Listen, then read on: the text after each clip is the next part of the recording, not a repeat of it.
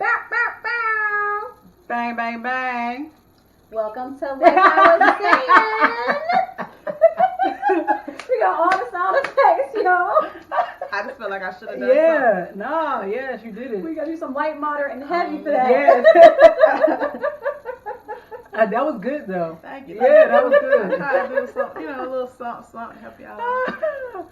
But yes, thank you for tuning in to Like I Was Saying podcast with your girl. Fee Baby and it's Velvet. and we have a very special guest. Introduce yourself to the folks. Hello, everyone. My name is Tasia. Okay. Welcome, welcome, A welcome. little bit more than that, yeah. Tasia. These days I'm going by Cooch. Ooh. I don't know. We got to talk about that. By Cooch. We ain't gonna have the babies call her that though. But yes, Tasia is a friend of the potty. Yes. We're excited to have her. I'm excited to be here. Yeah, so give us a little bit about yourself, where you're from, what you do, your interests, what your sign is. Oh, all of them. now. Okay. Come on. If you single, not single, because they always be asking. Oh, okay. Ooh, my bad. No, or not. No. All right, okay. Or not. I won't put nobody out there. Just kidding. So let me see, 5'3". Aquarius John, you know what I mean? Little something. No.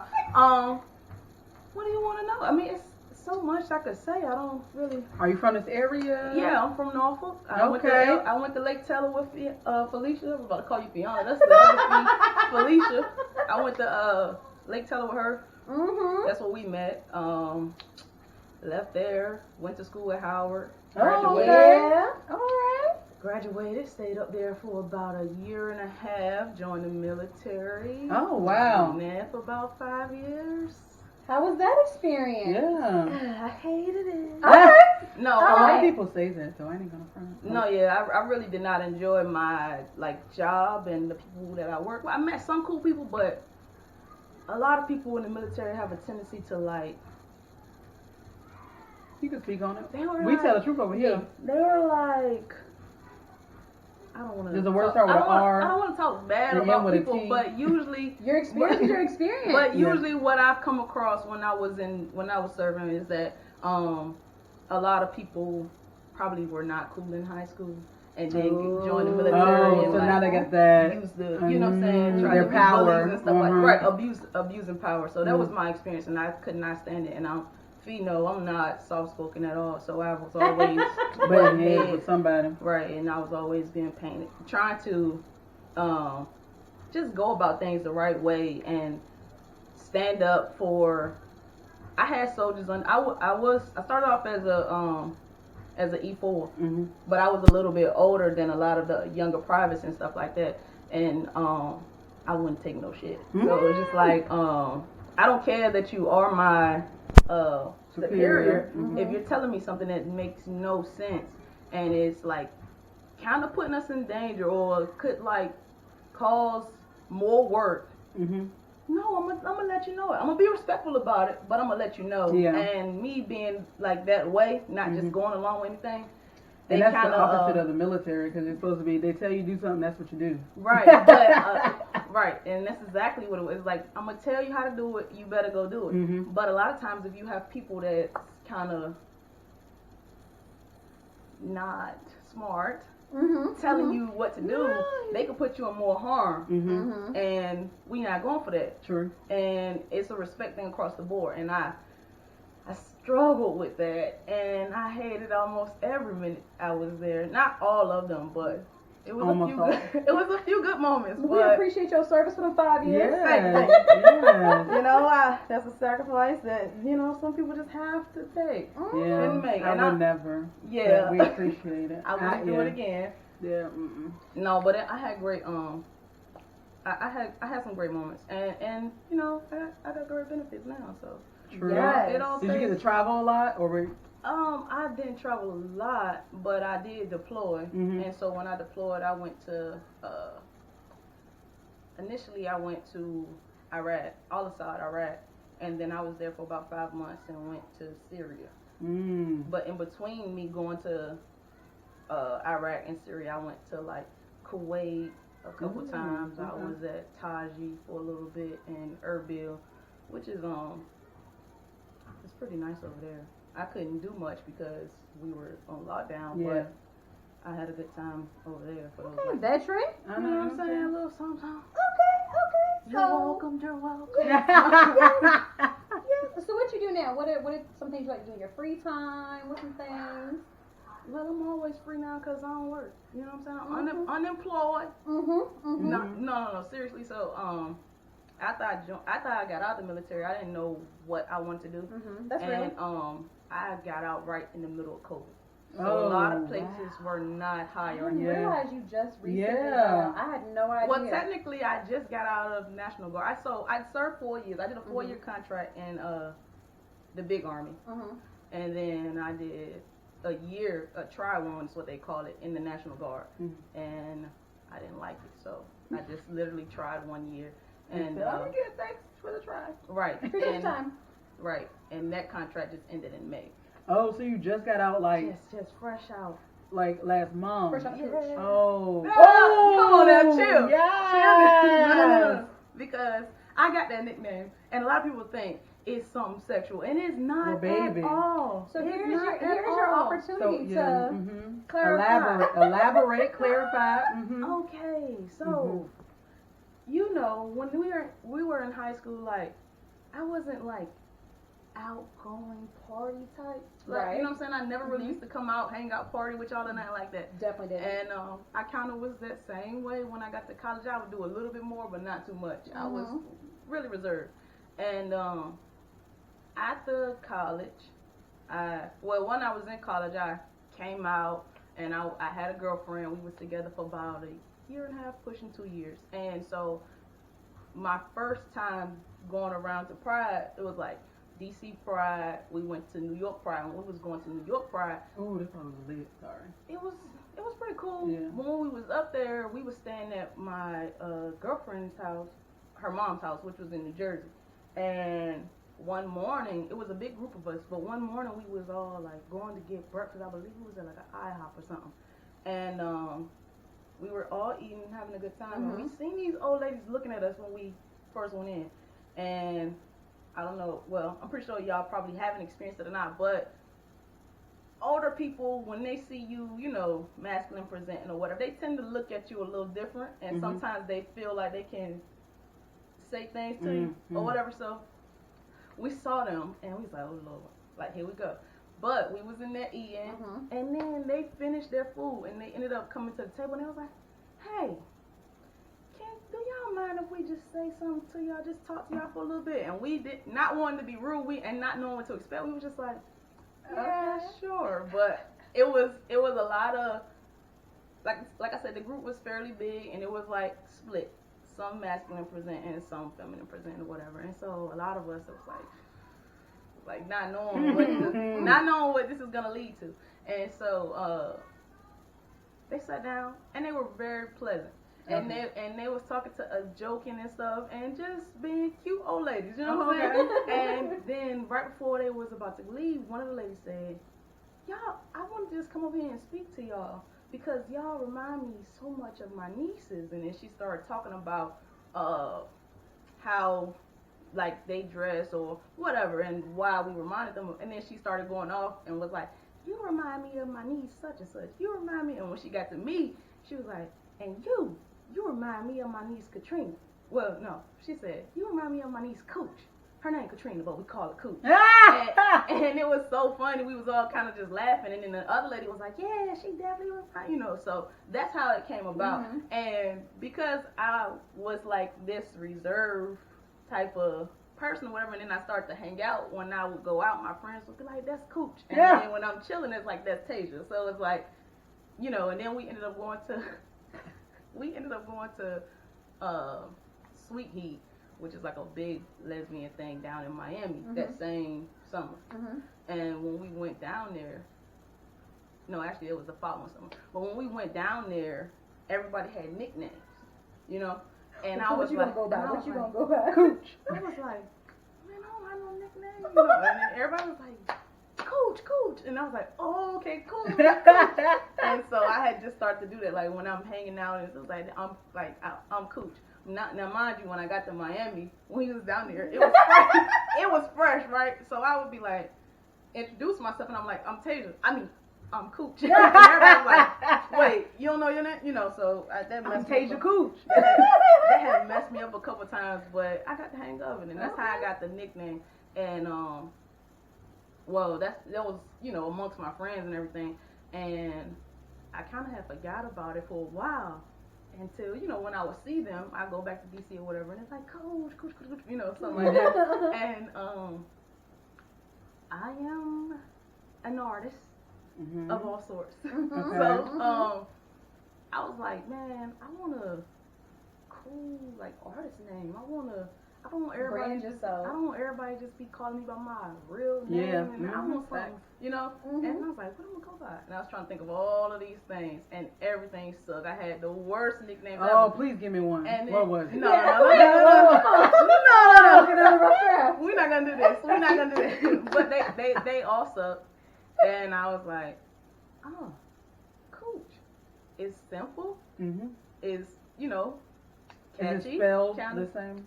it's just, no, so to have you not thinking of Coochie is with a K. Okay. But, you know. Yeah, I'm trying to put a little spin on it. Step out the box. Trying to put a little spin on it, but yeah, so that's how it came about. That's a nice backstory. It is. I actually appreciated that backstory there. That's hilarious. I was not expecting it. I really was like, it's not sexual. Where are we going? I don't like the fact that everybody assumes it's sexual. It's Come like, on now. I mean, I understand why, but it's like, man, give me a chance to tell you why I decided to do this, you know? Well, And so, because since I have been saying, like, no, that's, like, Cooch is, everybody's like, you nasty. And it's like, actually, I'm not. Do you want to know why? You know what I'm saying? So. Well, I didn't think it was nasty. I just was like, how she get it though? Yeah, see, no. that is something you are going to endlessly Explain encounter all the time. Just so you know, that does not stop here. Because whenever you think of coot, you know. I don't necessarily, I don't Oh, agree. you was saying. I don't. Your mind ain't dirty. Low keto. I always first was like grandma, like she just got an old soul. Hold up. She's got an old soul. Nothing wrong with it. Yeah. My mind is dirty 98% of the time. So when you said it, I already went. I was like, there we go. Fee is like halfway there, but I'm quite sure that's where she was. On the other side. She was like, I was very perplexed when I seen that. I was like, Yeah, no. All right. now I have the explanation, so now I get it. Yeah. I got it. So you mentioned you are an artist of sort. Yeah. Would you go into your mediums? What your interests are? Okay. So, right now, I'm focusing on graphic design, photography, and I'm dipping my big toe into user experience. Okay. And that's what I'll stick with that for now. I've tried a lot of different things because, like growing up, I've always had this like creative like itch, but I never did much outside of just basketball, and I never wanted to like. I wanted to try things, but I never wanted to fail at it. I always wanted to be good, I felt and that. it was just like I don't know how to paint, but I really want to, you know, I want to paint. Yeah. But I don't even know where to start. And I don't want to be painting no little stick figures. Now, stick figures are my thing. But I don't want to paint stick figures. I want to paint I want to do real art. But I never, like, took an art class. Well, I took an art class, like, in 7th grade or something like that. But after that, never took an art class because, like, I don't want to show nobody this. Like, you know, so, and same thing with, like, with almost anything artistic for real. I wanted to do photography in high school. I never really got into it. It's just a lot of stuff that I always wanted to do. And then, like, I'll say like 2015, one day I just was like, no, I don't have to be good at it to like, if this is what I want to do, I can do it. So I had went to like Walmart and bought like a little Crayola paint set and a little sketch pad, not even like canvas board, just a sketch pad. And I just was painting and it felt good. And I was like, it actually ain't bad, you know? And I would doodle, like in high school and stuff, I had kind of got, like, I would doodle a little bit here and there, but never too much. And you remember Kiara? Cadet Kitty. Yeah. She saw some of my little doodles one time, and she was like, "Man, you really can draw." You know, my sister used to doodle and draw and stuff like that, and I always thought, I was like, "Man, I'm not that good, like, but I want to do it too." But I never really would show anybody. And then I just kept practicing, so I kind of got good at drawing and stuff like that. And it's just like, I realized that I don't have to like live up to other people's standards or whatever to be. You don't have to look up to what? Other people's what? If this is what she was in your standards. If this is what I want to do, if it's something that's on me or in me, just it's a thing that keep coming back. Try it. And I just pushed everything to the side because I play basketball. And then eventually basketball kind of got a little political, and I started to hate it. And I was like, well, now that I don't play basketball, what do I do? You know, and I felt so lost. And I was like 21. I was like 21, 22, and I just felt like even though a lot of my peers hadn't had it figured out, they were working towards something. And I just quit what I had been working towards my whole life. And now I don't even know what I want to work towards. So it was just so frustrating. And I was like, I can try this. I can try that. And I just started to try it. And so I've dabbled in a lot of different things. But right now, like I said, I'm focusing on graphic design, user experience, and photography. Okay. But you just recently came out with your own t-shirt brand, like a t-shirt design. And what is that? Let's talk about that. Talk about how you got into it. If there's any partnership there, how you're going about it, how you where got they can into it. the key part where they can find it. Yes. Okay. Well, I've started a vintage t-shirt brand. Okay. It's called Home Team, but on Instagram and the website it's actually Your Local Home Team. And like YA Local Home Team. Okay. And so again, this is always something I want to do. I want to like get into design and Aquariuses, I was like, Aquariuses are so creative in that way. Like they just have so many different paths and so many ideas creatively. And you know the problem is, we see these things, we have these ideas. Execution is terrible. You know what I'm saying? Execution is always. But you're doing it though. You know, this is something I forced myself to do. I jumped out there and did it because it's been another thing that had been on me since like high school. And of course, in high school, I had no means to even go about doing it. I didn't know where to go to source t-shirts. I didn't know I didn't even have the money to buy the t-shirts. So it's, you know, it was a lot of, I want to do that. I want to learn how. YouTube, Google search, and then it's like, I can't afford this. So I was just, and then in college it was the same thing. And I had watched so many people start different clothing lines and brands, and I was like, I just want to do like t-shirts. Like I want to do t-shirts, something simple like graphic shirts. And so after I got in the military, I said I was going to do the same. Like it's just a thing that kept coming back, and it was like, well, I have to be strategic about it.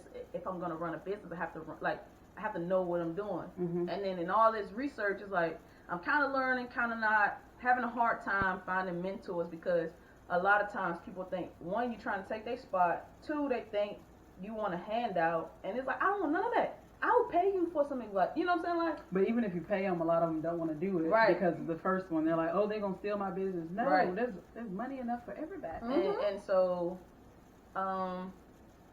probably like in November of last year, I was just like, it keep coming back to me. You know what? I'm gonna just take my money and just start doing it. So I had learned. Well, I got more proficient with like Photoshop, because I had known how to use it, but not really how to like design certain things. And so I had started dabbling in that, teaching myself that, and I just put my money where my mouth was. I found some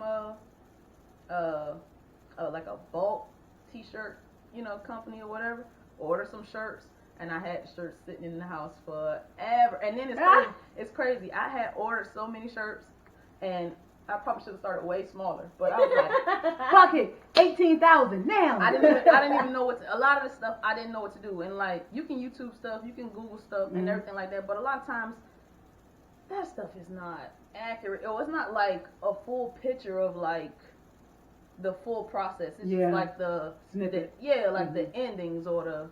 And it's like, no, you got to do way more than what them little clips they show you. 3 through 28. Right. You have to do way more than that. And so I just took a leap. And right now, with entrepreneurship, I have no idea what I'm doing, but I'm trying. I'm trying different things. And so the brand, basically, like I said, it's just vintage tees, and I don't want to make it nothing too deep or too crazy. Even though I've got a lot of feedback from one of my shirts already that's kind of been like, so, but I wasn't even, anyway. So, so what was the shirt? Yeah. So, I'll get to that. Okay. We're gonna come back around to that. Okay, so, you made me lose my train of thought. Darn Fee. If No. train Okay. falls off the track, come on now. Pick it up. No. So, I had, the brand. T-shirts. Yeah, like I was saying, I was talking about I just want to make cool shirts. Use the money to help in the community. Like it's nothing deep about it. It's nothing like super.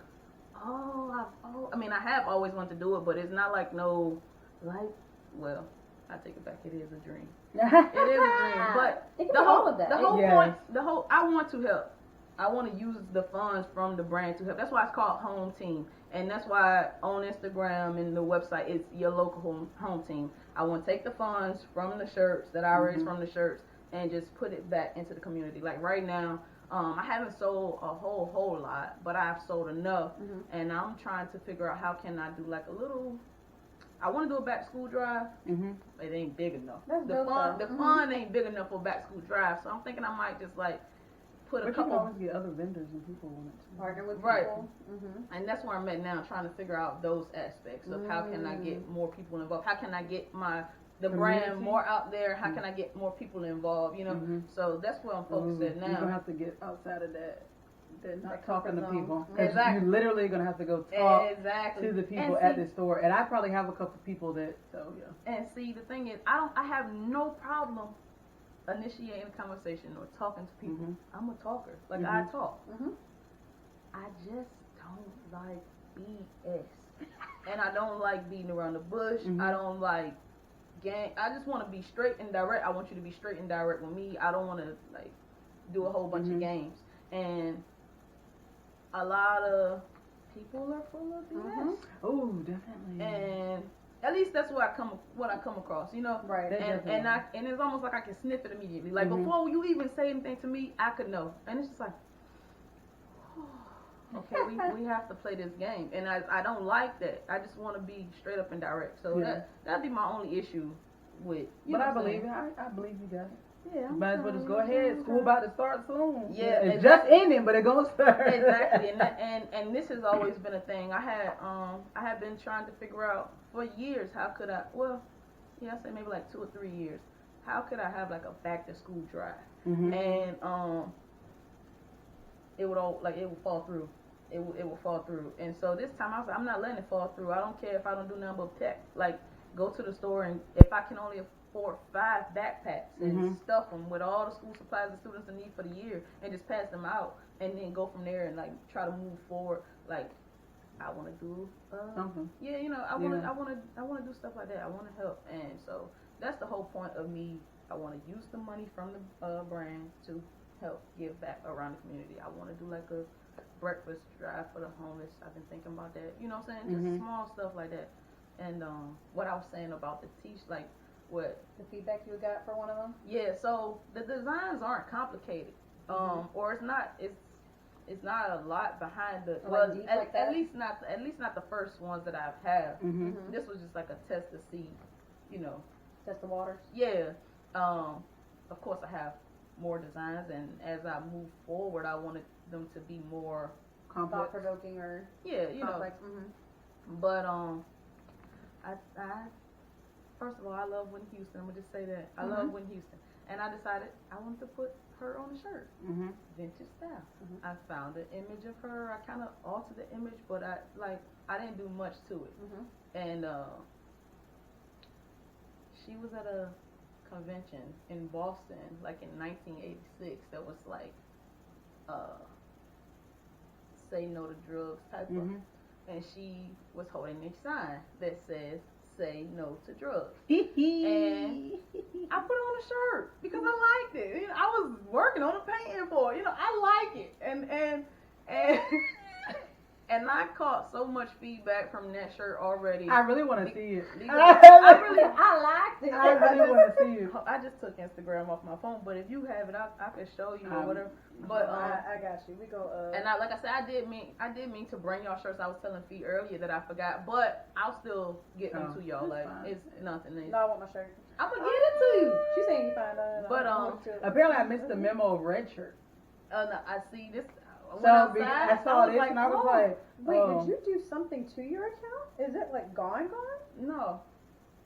It shouldn't be unless somebody hacked me. You are literally one of my most recent messages. I'm about to go to the I was saying unless somebody hacked me or something. The what's your called account. But so I just put it on a shirt, you know, changed a few colors and you know, and so far everybody, well not everybody, it's been a few people who like the shirt and get, you know. But it's been a few people that's been like, that's so disrespectful. You have been so disrespectful. So you don't like that? I would wear it, but it's funny as fuck. It would be funny to me. And then it's like you think it's a joke. This and first of all, but it really is. It's a testament to saying no to drugs. First of all, I got idea from I was looking. On like I pictures. said, I had ideas for this shirt. I mean for that image already.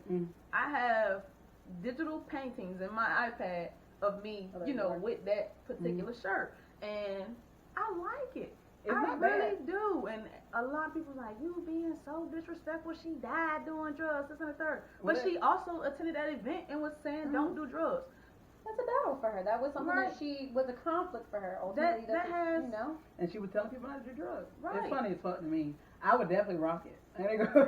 So, and I wasn't even trying to be disrespectful. It's a real thing. But she actually did it herself too. It's not like you put that on top of something. It was something that was already there. It's already a picture in the world. I just put it on a damn t-shirt. And initially, a lot of people had thought that, and I was like, okay, I get it. But at the same time, I still like. I mean, you know, and you entitled to not purchase and support. But I'm entitled. I mean, you know. Yeah. So my question is, for the people who had any feedback to give you, do you know these people personally? Not at all. So there you go. I mean, well, I know two. I know two. One of my friends and her partner. They were, they made comments about it or whatever. But once I explained that it was a real thing, they was like, "Oh, I had no idea. Maybe you should."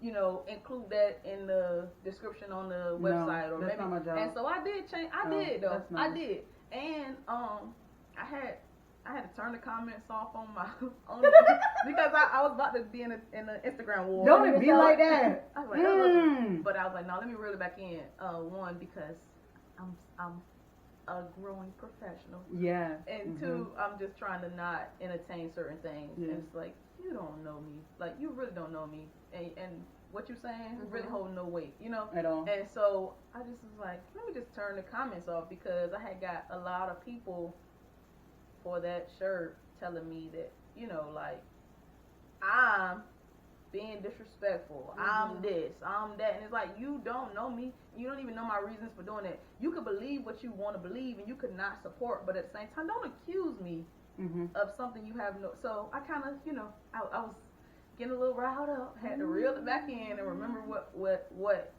my reasoning for doing it was. And I know plenty of people that's on drugs, that did drugs, that, you know what I'm saying? And I like when I see messages of saying no to drugs. I will wear a Dare shirt today. I have a few, you know what I'm saying? I remember but and you know, like, that's important to me. That's important to me.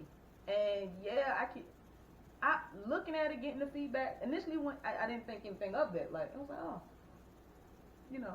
But getting the feedback from it, I can understand. But at the same time, I'm still a person, and you cannot like something, but you ain't gonna disrespect me. You know what I'm saying? All of those. So that was my whole thing. So I was like, once they gone, they ain't coming back, because I don't want the drama. But I mean, art is always subject to interpretation. This is true. This is true. One of those things. Yeah, it's whatever though. I just that was a little bit of controversy for me coming out the gate, which was actually it's not funny, but it's just a learning point. Yeah. And this whole experience is just that because I don't know any. I mean, like besides a few books that I've read, I don't know anything about entrepreneurship. You know, I don't know anything about marketing. I don't know anything about all like any of these things. I'm learning as I go. Yeah, and which so a lot of people do. it's a good learning point. Yeah. A lot of people do that anyway. Because even if you go to school for it, they only teaching you the basics. Right. So you might as well just go out there and do what you do and figure that shit out. You get some people that don't like that shit. You get some people that love it.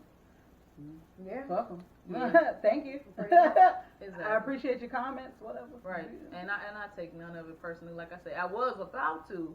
Because like, hold on, wait a minute. Can you cussing at me? Like, you know, like, you don't get the fuck off my page. You don't know me like that. And then I was like, back. Yeah. And I just like, I responded as to where it came from. And then I was like, left it. Because I want the feedback, right? I want the feedback. I'm learning. And only way I'm going to continue to grow and learn is getting feedback.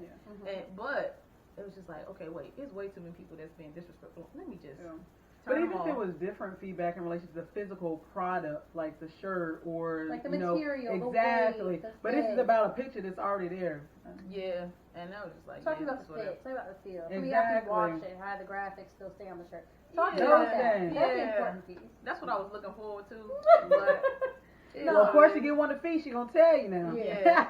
Usually the people who won't buy the product, who have no intention of ever buying your product, who want to give you feedback. That's another piece. Yeah. Now, people who are really going to support it will want to give you feedback. Right, right. So, I mean, like I said, and especially as you said, like right now, everything's kind of a test situation that you're doing with the graphics. You do intend, it sounds like, to be more diverse in what you're going to be putting out with your designs. Right. So you're probably going to encounter that later as well. So it's just kind of understanding how you want to approach that moving forward. Yeah. And right now, it's only me.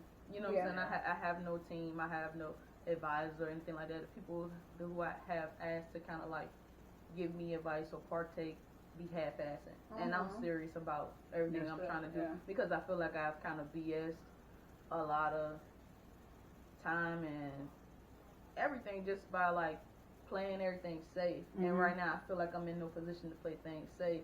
So I ain't waiting. Water. Yeah, I'm not waiting. I'm a sink or swim, but it's one or the other. And I'm not, you know. So right now, until I can find somebody that's just as serious as I am, who's willing to put in efforts, or you know, I'm just. Well, it sounds like that means you can be for somebody. I feel like that's an issue. I feel like people with our generation across the board are having is finding people to mentor us in things that we have passions in. And it seems like, you know, we are having to prepare ourselves. So that means we can be that for the next generation coming. Exactly. And that's what I'm praying I grow. You know, I hope I don't. Every day we are working progress. Hope I swim. and as I grow, I want to like reach back and help people. Because my biggest thing is when I just reflect overall, I feel like if I had like stronger relationships with like I don't even really want to say my elders because like I love them dearly. I'm close to a lot of them and I've listened to them. But as far as like the things that I have been passionate about, I wish I had more of like a sponsor or like a mentor. Yeah, like who know what to do because. You know, of course. Well, I don't know about anybody's mom, but my mama gonna always support me. She gonna always encourage me. My sister gonna encourage me. You know, my daddy. They all gonna encourage me. Everybody around me gonna encourage me. None of them really know how to help outside of that. And what I have struggled with is networking and finding like people who you know are willing to help or whatever. And so I don't want to like. Let that continue to be a thing. People who I have never been super comfortable networking because I feel like I'm kind of trying to put myself off on you. But it's that same like I really need some advice. I really need some experience. You know, I need this. Like so, what my intentions is to as I grow in the areas of graphic design and photography with the business, just in general, to find younger people who are like. Not as outgoing, not like, and just like try to help them. You know, like right now, I have a camera. Well, I have two cameras. One I'm currently using, but I have one that I have been sitting on for a while, and it's almost in pristine condition. My mom had got it for me when I was in undergrad, and I had used it then, but then I had kind of stopped using it, and then recently I decided I wanted a different one, a more current. So, I just have a camera just sitting, and I was like, and put that over here. Well, I mean, actually seeing y'all setup and everything, I was like, well, yeah, y'all could use it, and that's the thing. But initially, I was trying to figure out how to give it to a younger person, like somebody that's in middle school or high school that want to get into photography or videography but don't have the means to get it. Put it on Instagram, put it on Twitter. I think I put it on Twitter. I don't know. Put it out there, told a few people or whatever, and nobody. And it's like I want to, and it's like I want to give it away. I have tripods, I have flash, I have everything. If you heard anything back from anyone. Because I saw it. I was like, that's crazy. But it's like, well, if nobody reach out, well, like I said, I don't mind. I'm trying to help. Yeah. Well, talk to the people right there. Talk to them. Nice Nikon D. I don't remember. I don't know. No, it's like 3100 or 3200. It's a few years back, but it's still in pristine condition. I have a tripod. Pristine condition, extra memory cards, camera bag, flash, everything. I'm looking to give it away to a young middle schooler, high schooler, or even college student or whatever, but preferably a student who's trying to get into photography or is into photography or videography and do not have the means to get their own. Because cameras are expensive. Exactly. And like I said, it's not the newest, but it's in pristine condition and it still work like every other camera. Like it's gonna help you.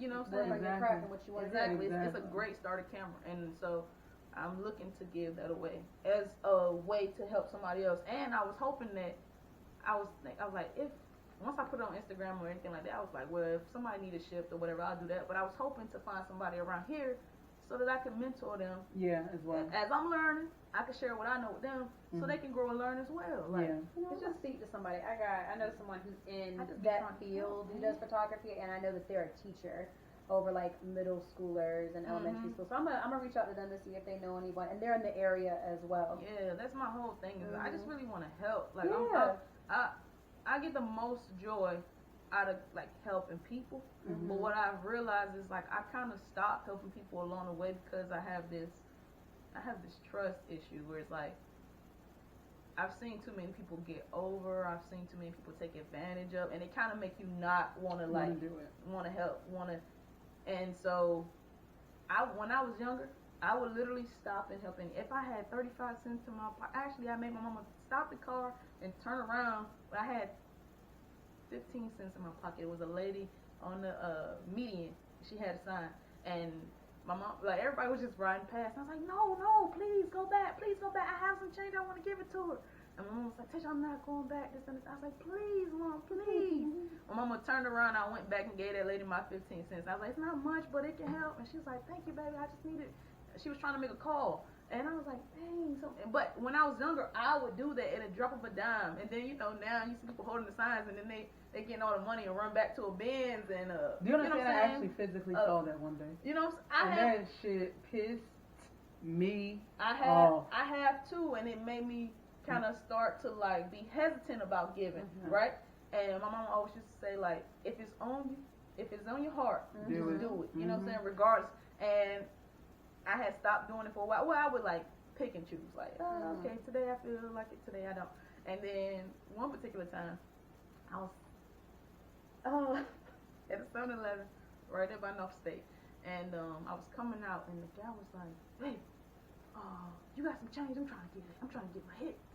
And I was like, well, he honest. That part there. So let me get this man. I got some change in the car. Let me go get that part there. I was like, well, at least he didn't lie. He's trying to get high. He didn't lie about it. So I helped him. But and then at another incident, I got over twice, and I got twice, and I seen it, and it was just like, oh yeah, no, I'm not giving nobody nothing. So one time I was coming out another 7-Eleven, but this time off the Indian Road. They're getting you at 7-Eleven, huh? This time it was off the one off the Campstella and Indian River Road. I was coming out. Well, as I was going in, the man was like, "Baby, do you got some change? I'm trying to get some." And I was like, "Okay, I'll see what I can do when I come out of the store." And when I came out, I know I used to keep a lot of change in my car. Like, so much is ridiculous. I used to keep so much change in my car, so I knew I had change in the car. But I was like, I'll see. I went in the store. I used my card. Of course, I didn't have no change. So I got in the car, and I was like, I'm going to give this man some money or not. I was like, I should. And I was like, no, I'll do it. Just going back and forth was like, go ahead and do it. I got all of the pennies. There was all of them. It probably was about $3 or $4 of pennies in there. I would just grab them up. And I had to give it to him like this. The man said, all you got is pennies? I said, give my money back. Give my money back. He was like, no, I ain't. No, I said, give my money back. He was like, please, no, give it back.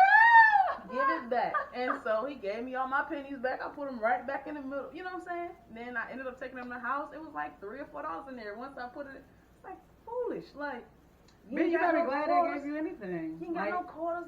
All this is pennies. I was so pissed. I was like, I can't believe it. And then when I had just left out of 7-Eleven. No. I had graduated basic training in AIT. I had just got to my first duty station, which was down at Bragg. And you couldn't tell me nothing. I thought I was balling because one, I had got a bonus. I had never seen so much money in one time. The military get you, man. I had never seen so much money in one time because I had did 6 months of training, technically with my basic training. Was it 6? Roughly 6 months. With my basic training and my AIT, training or whatever, I did basically 6 months, and I'm getting paid full-time money, but I have nowhere to spend it outside of buying little snacks here and there at the PX. Out their basic right. They run to the car store. And a car, they get a new car is the number one thing. Exactly. They get a 2028, and he came out yet, but baby, they got it. Listen. So that's the first things I did, right? So I had it was funny. I thought I was balling. I had all my money that from those 6 months just saved up. I had bought a couple sneakers here and there once I got the AIT or like just snacks or whatever. But for the most part, all of my money was there. And then, like I said, I had got a bonus. Now in the military, if you're not deployed with your bonus, they give it to you like half up front. And then like a certain percentage on your anniversary day, the day that you sign your contract. And I was like, oh, and my bonus was, I ain't even gonna say it, my bonus was kind of big. And I was like, oh my God, I'm about to go, right? So I'm around there. Now mind you, everybody that's at that, it's a Walmart down there off of Skybo Road. Anybody that's down there at Bragg know exactly what I'm talking about. They know it. Like, I just came back from North Carolina last weekend over at Fayetteville. And you know what that Walmart is. So, but a lot of civilians know that that's where the military personnel go. And so a lot of them will come in there and they have a sob story for you, right? Trying to get your money. And I didn't know this. I was new down there. And I had seen a couple people and I was like, man, everybody, and they all vets. I was like, everybody around here struggling. I got a couple dollars, right? Now mind you, depending on what the change is in my pocket, that is what I'm giving out. This particular day, I only had 20s, right? That's a lot of money to just be giving somebody random. I mean, $20 ain't nothing, but it's a lot of money to be just giving somebody panhandling. You know what I'm saying? Yes. And so that was nice. Hold on. And so I had done that a couple times, and somebody was like, "Man, you be giving them your money," and I was like, "Yeah, they veterans, they need help, like you so green." Exactly. It was so bad.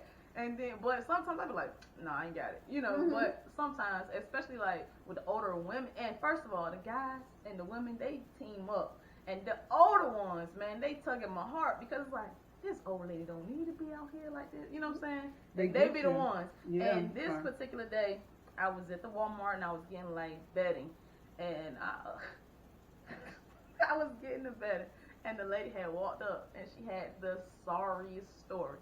She was from DC. Now, mind you, I just left DC. Oh, so everything she said. DC. She read your face like she knew your car before you came up. And everything she was saying, I was like, oh my God, that is up there.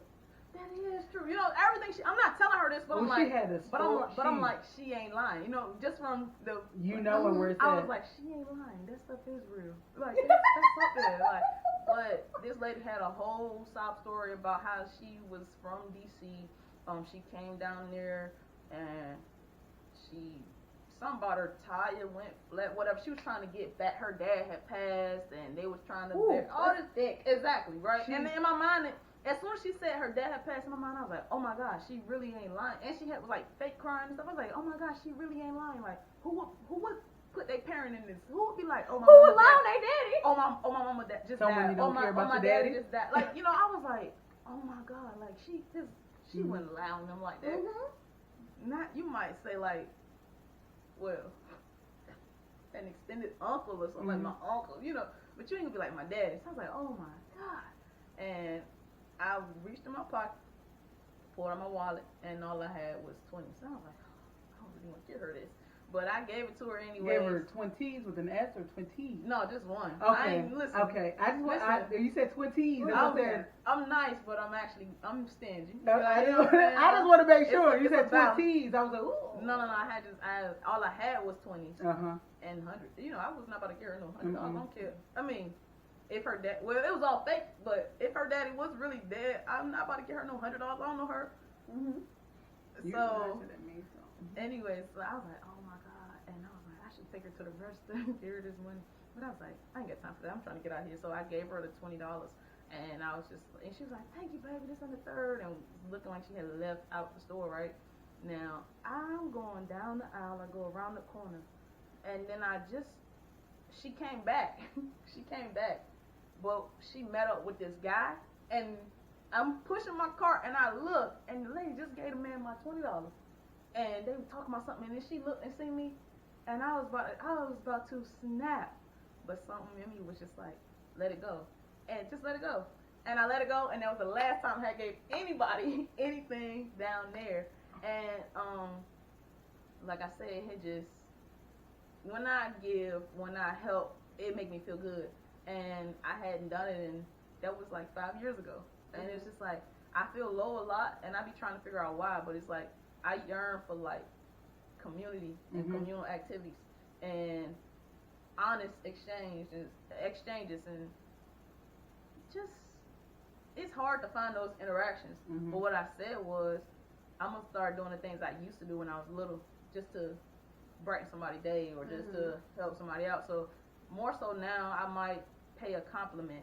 You know what I'm saying? Opposed to just like walking by and don't say anything. Like, I used to always pay people compliments, and then once I got a little bit older, well, a lot older, and I had came out, a lot of times women would be thinking I'm trying to flirt, and it's like, actually, no, I really like your hair. Like, I really like your dress. Like, I don't care about you, lady. I got stuff to do. Like, you know what I'm saying? I mean, you know, and so once I kind of saw that, I would stop, because I was like, I don't want to give nobody the wrong impression. Or like dudes, like, it's awkward having conversations with guys because, well, not all the time. A lot of times, the ones I know, cool, but like strangers and stuff, you don't know what you're gonna get. Sometimes they disrespectful, sometimes they cool. So it's just, I just don't, you know what I'm saying? But outside of the people that I know, and so I kind of stopped. But I was like, I'm gonna start paying more compliments. I'm gonna start helping more people. I used to help people with their groceries, all the old people.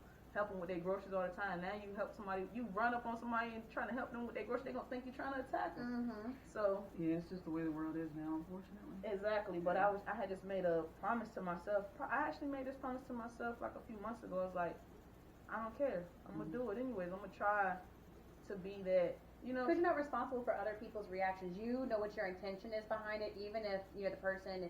You did decide to give your spare cage to someone, you're not responsible for what they do with it. You know where the intention was and why you were doing it, where that came from you. Right. And you shouldn't let, people who may not be as honest as you stifle what it is and who you are. Right, exactly. And so I have this thing where I have been, a lot has changed in my life, especially within these last 2 years, year and a half, 2 years I say, because 2019 my aunt passed, and it was the most. I mean, I don't know what to say to that, but I appreciate it. I appreciate it, but it was one of the most devastating things to me, and I took it extremely hard.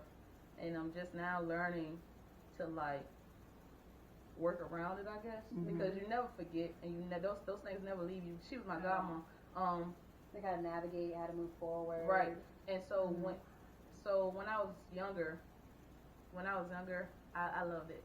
We used to live out our landmark apartments out Chesapeake, and me and my mom and my sister, my niece, sometimes my aunt and my cousins, like we all were like really tight knit, close, and we lived in one court, and then in the other court I had my aunts, which is my grandma's sisters. My aunt Brenda lived on one side, and my aunt Nikki lived, and my uncle Sonny, close. and my aunt Brenda lived on this side. My aunt Nikki and my uncle Sonny lived on this side. Aunt Nikki and Uncle Sonny were my godparents, and every day, I would, we'd be outside playing or whatever, and I would go to Aunt Brenda's house. I stopped going to Aunt Brenda's house at first because I could never get my way over there. Aunt Brenda, I love her, and to this day that's my girl, but she was like tight when I was little. I was like, her house used to be so hot to me, and sometimes I used to ask her because she turned on her AC and stuff. She used to tell me I could leave, like I remember that. Now I'm not gonna lie. When I was little, I was always like a little bossy thing, but I didn't know it. I didn't know it. I just always thought I could do a lot of stuff older people could do, And so, but Aunt Nikki and Uncle Sonny, they spoiled me, and they let me do a lot of things. So I would like go speak to Aunt Brenda for like 5 minutes, and then I'll be at Uncle Sonny's house and with them hanging out all day, like getting my way. And so I was really close to them. And then as I got older, we moved, and I stopped going to. They started getting. Well, they was older anyways. They was old. They was my grandma's sisters. Oh yeah, you know what I'm saying? They were old, and I didn't realize that when I was younger. But as I started to get older, they were starting to. Well, especially Uncle Sonny, he started to have more ailments or whatever. He was he had diabetes, and then he started having to do dialysis and stuff in the house. And I always had this thing. I don't like seeing people. Yeah, it eat me up, and I don't know how to be normal. People want normal interactions or whatever, but I'm always worried, and I'm always like uncomfortable, like, and I don't want to make them uncomfortable. So as I got older, I stopped going around there as much, but I always wanted to. I always talked about them. And calling was never my thing. Even when I was little, if one of them who lived up the street from us or right down wasn't really up the street. And the block wasn't that long to say down the block. But if they needed something, they would call to the house and try to put me on the phone. I'd be like, I'm just go down there and see what they want. I hated being on the phone, and that's still my thing. It's like I'm trying to be better about it, but I was like, oh my god. And so I didn't call as much. I didn't go around there as much. And once I got to college, I want to say going into my junior year. Or was my senior year? I can't remember exactly, but Uncle Sonny had passed, and that was devastating, and when I would come home, I would always. Me and Aunt Nikki had this thing. I don't know. We just had this thing. I was her baby, I guess, But it always felt after Uncle Sonny passed, it always felt like I looked at her and I wanted to cry all the time. And it felt, we would talk and tell stories and just reminisce on old times or whatever. Look, I'm about to, my eyes watering now. But I would look at her and want to cry because I know that he was a big part of her life and she loved him dearly. You know what I'm saying? Right. And so when I would look at her, I could tell she was missing him, and I could tell it was bothering her. And sometimes she would want to talk about it, and sometimes she wouldn't. She was tough. My Aunt Nikki was, first of all, she was a Cancer.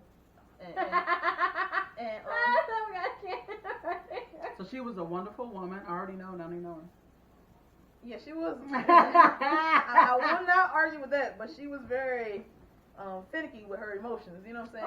As far as like trying to like feeling stuff, but trying to be tough about it. It's like, but you holding this against me, and you didn't even tell me. You know what I'm saying? Like all those things. So I don't know. I didn't want to be over there being sad and stuff like that, but she would always get on me when she see me about me not calling her and all this type of stuff, and I always would be like, I am. And as I started to get a little bit older, I was like, yeah, I miss her, and I would talk about it to anybody who would listen. Like, I'm telling stories about her like I just seen her yesterday, but I haven't seen her in years actually, and then I might call here and there, and she'd be like, you better call me, and I was like, I am. I'm gonna do better, and I never did better, and I never forget. I never remember her birthday, and now I remember it like that. Mm-hmm. When I was younger, they used to have to remind me of when her birthday was every time. And, you know, take a little. And as I got older, it was the same thing. I would always forget her birthday. And then 2019, right? It was around May, and I was like, oh my God, Nikki's birthday is July 18th. Like, Stop it it. just. That's your birthday? No, mine's the first one. Mom's birthday is July 18th. I was like, oh my, Whoa, that's crazy. It just hit me. Now watch when my mama hear this or something. She'll be like, that ain't her birthday.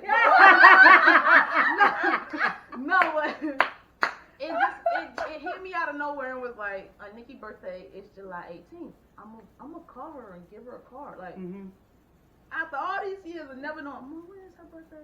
When you saying Nikki's birthday? Like every year, and or happen to call, and it's been a few days, and she think I'm calling to wish her happy belated birthday, but I might just be calling to talk, and then she like about her birthday, and I'm like, oh my God, you know, it's up, and it's crazy because I'm typically good with birthdays. It's just I would always forget hers. It's like, how do I forget hers? Like she up there, like my mama, her, you know, they all up there, like they up there, and so it's just like, how do you forget that? And that year, 2019, I was like, I'm gonna call her. I'm not gonna forget. And then it was on me so heavy. I had started talking to she was my ex now, my wife at the time. I had started telling her more stories and talking to her more about her. I was like, I'm not gonna forget this time. I'm gonna call her and we can go home and I'm gonna see her. And it was just on me to do it. And then I had got a couple soldiers who were very troublesome, and they stayed into some stuff. And so this particular week, day, like leading up to her birthday, it was just like the most drama at work. And I would always be having to stay after work or, you know, watch extra duty because my soldiers, like it was just so busy, pulled extra duty and all this type of stuff. And I ended up forgetting to call her. And I couldn't believe it. I was so devastated. I was like, oh my God, the year I remember. And I was devastated. And I was like, that's okay, I'm gonna go see her because I know she hates belated birthday calls. I'm gonna go see her when I go home. And the next couple of times, I came home like 2 or 3 times, and each time it would be something. Like the first time, it was just like a whole bunch of, I can't even remember exactly what was coming up, but a whole bunch of stuff was just getting thrown in the way of me going to see her. And I was like, I'm going to see her tomorrow before we leave, no matter what. And we left, and I was on my way back to North Carolina, like crossing the border of like, and I was like, I did not go to see young Nikki. And then my ex was like, that's alright, we coming back in, like you can go see her then. I was like, okay, cool, yeah, I'm gonna go see her. But it was just on me, and I was like, almost every day I was like, I need to let her know how much she means to me. Like she know I love her, we, you know, we have this bond or whatever, but I need to let her know how much she's impacted how much she's influenced me. I've never had that conversation with her, and I want to let her know. I want to let her know. And so same thing happened the next time I came home. My cousin had a baby shower, and I just knew she was gonna be there, even though she kind of had stopped showing up to different events and stuff. I was like, it was my cousin's first time having a baby. You know, I was like, oh, well, it was a gender reveal. It was her first time. I was like, oh yeah, she definitely gonna be there, and she wasn't. And my ex, she was hanging out with her friends. She wanted me to come hang out with them later in the night. And the whole time I was there, I didn't want to leave the gender reveal because like I came home for this. But the whole time I was there, I kept saying I should go find a Nikki. I should go find a Nikki. My mama kept saying, well, if that's what you go, you know, you should. And I was like, I'm gonna stay just a little bit longer, then I'm gonna go. And I stayed a little bit longer, and then my ex had called me and was asking could I come hang out with her and her friends. And I was like, I wasn't gonna go see Aunt Nikki, but she had this thing where it's like her friends, we met through a mutual friend, and it was like I was cool, but and then like some of them like they wasn't not cool, but they wasn't not cool. No, like they were like I got along with them and everything, but it's just like I don't really enjoy hanging out with them. Like, you know what I'm saying? Like it's not like it was ever no beef, no drama or nothing. It's just like it wasn't my vibe. You know what I'm saying? And so we would go out, and sometimes we would have a really good time, and sometimes I would just be like kind of ready to go, but I'm here so she could, you know, because she Enjoy want me to time. hang out with them as well. And I was like, I always tell her, and it got to a point where I started telling her no a lot, and she had this thing was like, I'm putting everybody before her. And it's like, oh my God, like I don't want to hang out with y'all. Like I'm gonna come pick you up. Like, can we just win us, you know? And so it's just like, I don't want her to always feel that way. So I was like, let me just go. And I said the same thing. Tomorrow, before we leave, I'm going to see Aniki. And before we left, I forgot something happened and she needed a ride. Whatever. It did not happen. And I was so pissed. And I was like, I'm coming back in 2 weeks. No, it was 3 weeks. I was like, I'm coming back in 3 weeks. I will not forget. That's going to be I'm going to drop my bags off and that's going to be the first thing I do. And so I was supposed to come back 3 weeks later. The second week, she passed. And it hit me like a ton of, like, it hit me so bad. It just hurt. Like, I can't even explain it. I can't describe it. I never felt that type of pain. And I don't want to, like, compare or anything like that, but I've had close family members pass before. Like, my grandfather had passed. Like, but nothing hit you like that. And what I realized over time is that hers hurt so much because, one, I kind of felt guilty about not reaching out, even though it was on me. And two, my own, like, even though Uncle Sonny had passed earlier, like years before, she was still my connection to him. Like, so it's like double whammies all over again. So it's like, it felt like 2 people had passed, you know, because it's like, now I have no ties to him either. Like, well, you know, I do, but it was just a lot. And that hit me. And I was having trouble soldiers who were getting on my nerves. I had NCOs that was above me who were like, okay, I kind of was finessing, but I also was transitioning out of the military. Everybody finessed then. So it's like, but because I had soldiers who were getting in trouble, I couldn't really, like, they was on me. Like, if you was here, it wouldn't happen. It's like, well, it would have happened anyways because I wasn't even there when it happened. So it would have happened. You just mad because you ain't been seeing me because I had an appointment to, like, you know, so it was kind of getting on my nerves, and so work had started to stress me out. I didn't know what I was going to do after the military. At the time I was married, my wife wasn't working, and we didn't know what we were going to do. So everything just kind of hit me all at once, and it felt like it just kept rolling, and then got closer to the time for us to leave. Well, you know, so that happened, like, my aunt passed in August. I had all my soldiers getting in trouble from, like, August to, like, November. But November, by the time November came, I didn't care because, like, they came, I was literally 6 months out, and there was nothing they could do to make me, like, be there. And I joined a program where I was supposed to be learning how to do Amazon Web Services, and come to find out it was just like a whole bunch of videos on Google, and it's like either you get it or you don't. And it's like, for somebody who have no idea what this is, I don't get it, but I ain't going to work either, so I'm gonna just sit here and do it. You know what I'm saying? So the last 6 months I kind of just BS'd it and was like applying for a lot of jobs back home, wasn't hearing anything. And then COVID hit, and nobody. So now COVID hit, and I'm starting to get calls back, but nobody wants you to come in for an interview. They don't know, you know. And it's like, well, we would have, like, we were interested in you, but now the position's on hold. Well, why did you even waste your time and call me? You could have just kept the position on hold and not say nothing to me. So that's kind of what was going on.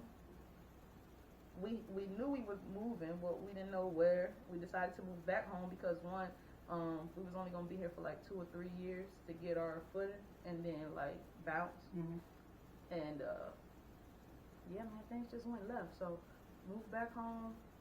Initially, we didn't have an apartment to move into because COVID. Nobody was showing places, and a lot of people wasn't letting people move in. I didn't know if I was gonna get like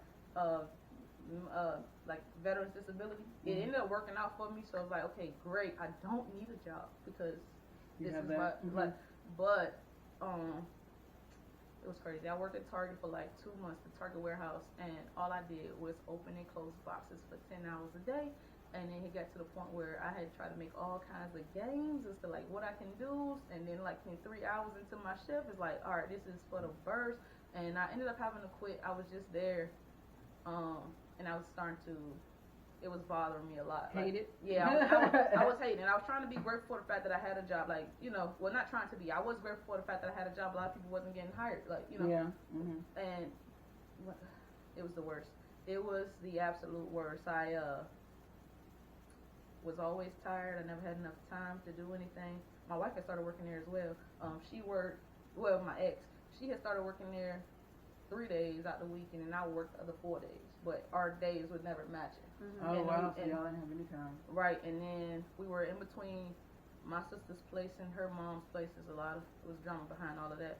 And it was just real stressful, like real stressful. Like, and I kept trying to push through, just figure out like, okay, how can we get through this? Like once this is over, like once this is clear, everything gonna work. We're gonna be able to get, you know, back on good terms, this and the third.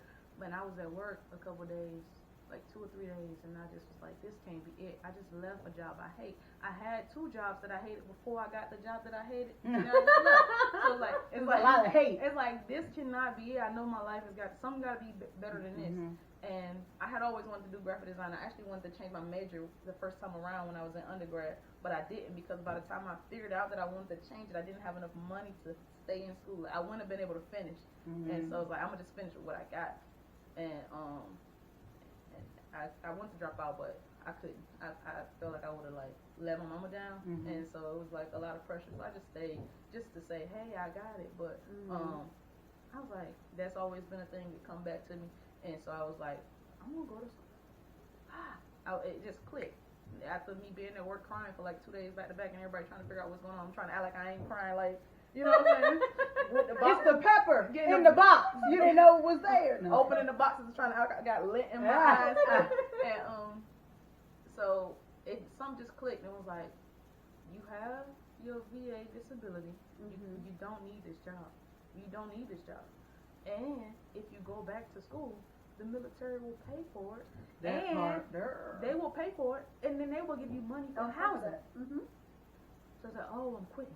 And so right now. So no, 1 minute into the shift. No, so when it hit me, I was like ready to leave, but then I was like, you know, I was married, so I had to like run decisions. Right, you know, that's nice. It's us decisions. Even that's though important. Even though she said I was selfish, but I did consider her a lot. Anyways, that's old news. But that's important. See, that's why marriage probably ain't for me, because at that point when I realized I'm still getting money, I also get money for housing, and y'all paying for school. You should be on board. I should know you so well that all I gotta do is look at you and say money. Right.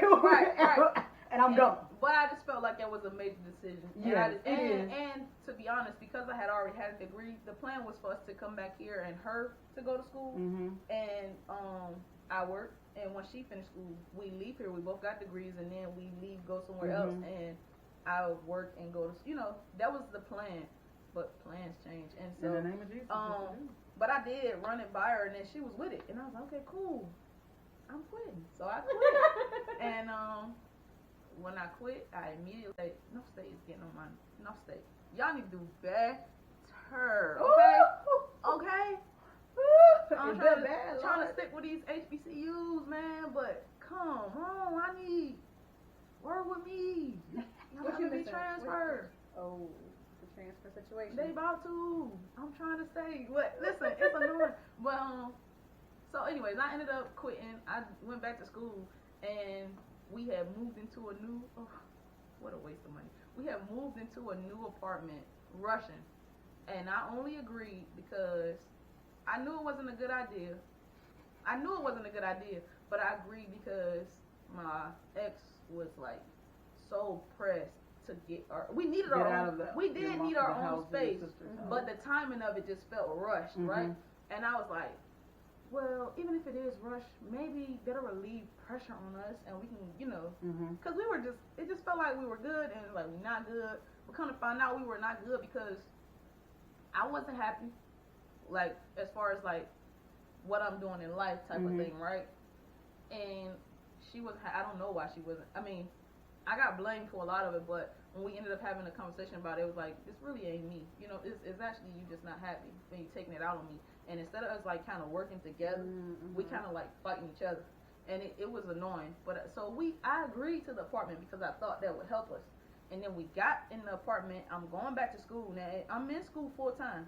So while she's at work, I'm in school all day, right? And then she come home, and she always complained about me not having enough time for her.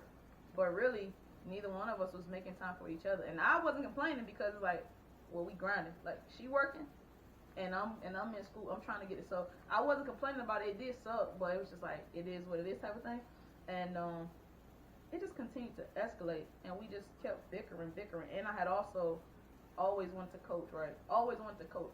And not had more time. Yeah, right, exactly. More time. I always weekend wanted to time coach. too. So. And I had reached out to a few people, and the coaches at Kempsville, God bless them, thank them, even though I ain't coaching there. No, anyways, whatever.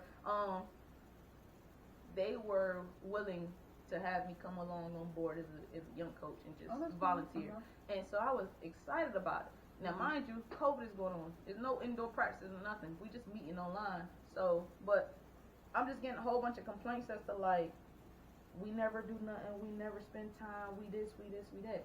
But it's just like, no, I'm telling you, we can do this. We have to make time. Like, I'm willing. Are you willing? Yes. Okay, so we're gonna go on a date this time or whatever. And it's like, we never even made it to that date because we had started arguments. Silly stuff, and it just blew up, and we started arguing, and it's like, well, we ain't doing this no more. And it's like, all right, cool, I'm gonna keep doing what I'm doing. But then the arguments escalated, and then it was just like, what are we doing? Like, what are we doing? And then I suggested when we first got married, we had started doing couples therapy. Nothing was wrong, but we just thought it was cool, and I learned a lot, you know, as far as like how we should communicate and stuff like that. So I was like, okay, cool. And I was like, I think we should go back to therapy. She was like, she wanted a divorce. And I was like, okay. Because I was upset. My feelings was hurt because it wasn't the first time anytime we would get into a major argument, I think she had this thing where it's like a control type of thing, or like a fight or flight type thing as well. Do you think that has to yeah, do with it? Yeah, I think so. And so anytime we would have like major arguments, her first thing would be divorce. And that pissed me off more than anything. It's like, all right, look, we arguing, but why you want to jump to that? Why is that? That's the end of the damn road. And so, right, and my whole thing is like, all right, yeah, I know I'm mad at you, you mad at me, but we can cool out, we gonna figure this out, we gonna, you know. So that was the thing. But she had done that like 2 or 3 times already, and I was just like, look. Like, we almost hadn't made it to our first of all, it was only been like, we had only been married for like a year and a half. We almost didn't even make it to the first anniversary because we ended up having arguments, and that's what she was saying. And I was like, I need time. Like, this is bothering me. You know what I'm saying? Like, stop trying to divorce me just because we have an argument. Like, do you want to be with me? Like, you know, that was the thing. And so I had told her when we had that, I was like, the next time you tell me that you want a divorce, I don't care if you mean it. If you don't, we done. Because I can't keep doing that, right? And so we had that's abuse in a way. Yeah, I felt like it. But if a lot of the things that I felt I didn't necessarily express because it would always get turned around into me being selfish or me not caring. It was a lot, and I was unhappy, and I didn't even realize that I was unhappy until after it was all said and done. But I was just always trying to figure out how could we work. Like, yeah, I got my own thing, you got your own thing, but how can we make this work? And it felt like, looking back, it felt like I either had to give in all the time, or it was just like a bad time. So there was no compromise on the other end. It wasn't. It felt like I was supposed to be making sacrifices every time, and I'm not getting none back.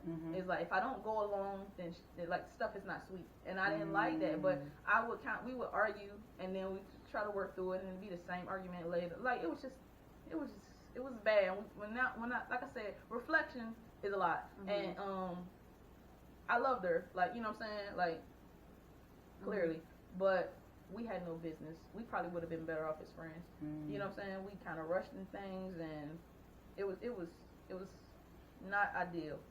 How long were y'all married for? Like I said, probably a year and a half. Oh, we didn't okay. even, like, no, this May probably would have. this May would have been our 2nd year anniversary. Yeah, and it ain't. But we had known each other for like a year and a half before that. You know, we're friends, and was thinking like that would have been enough.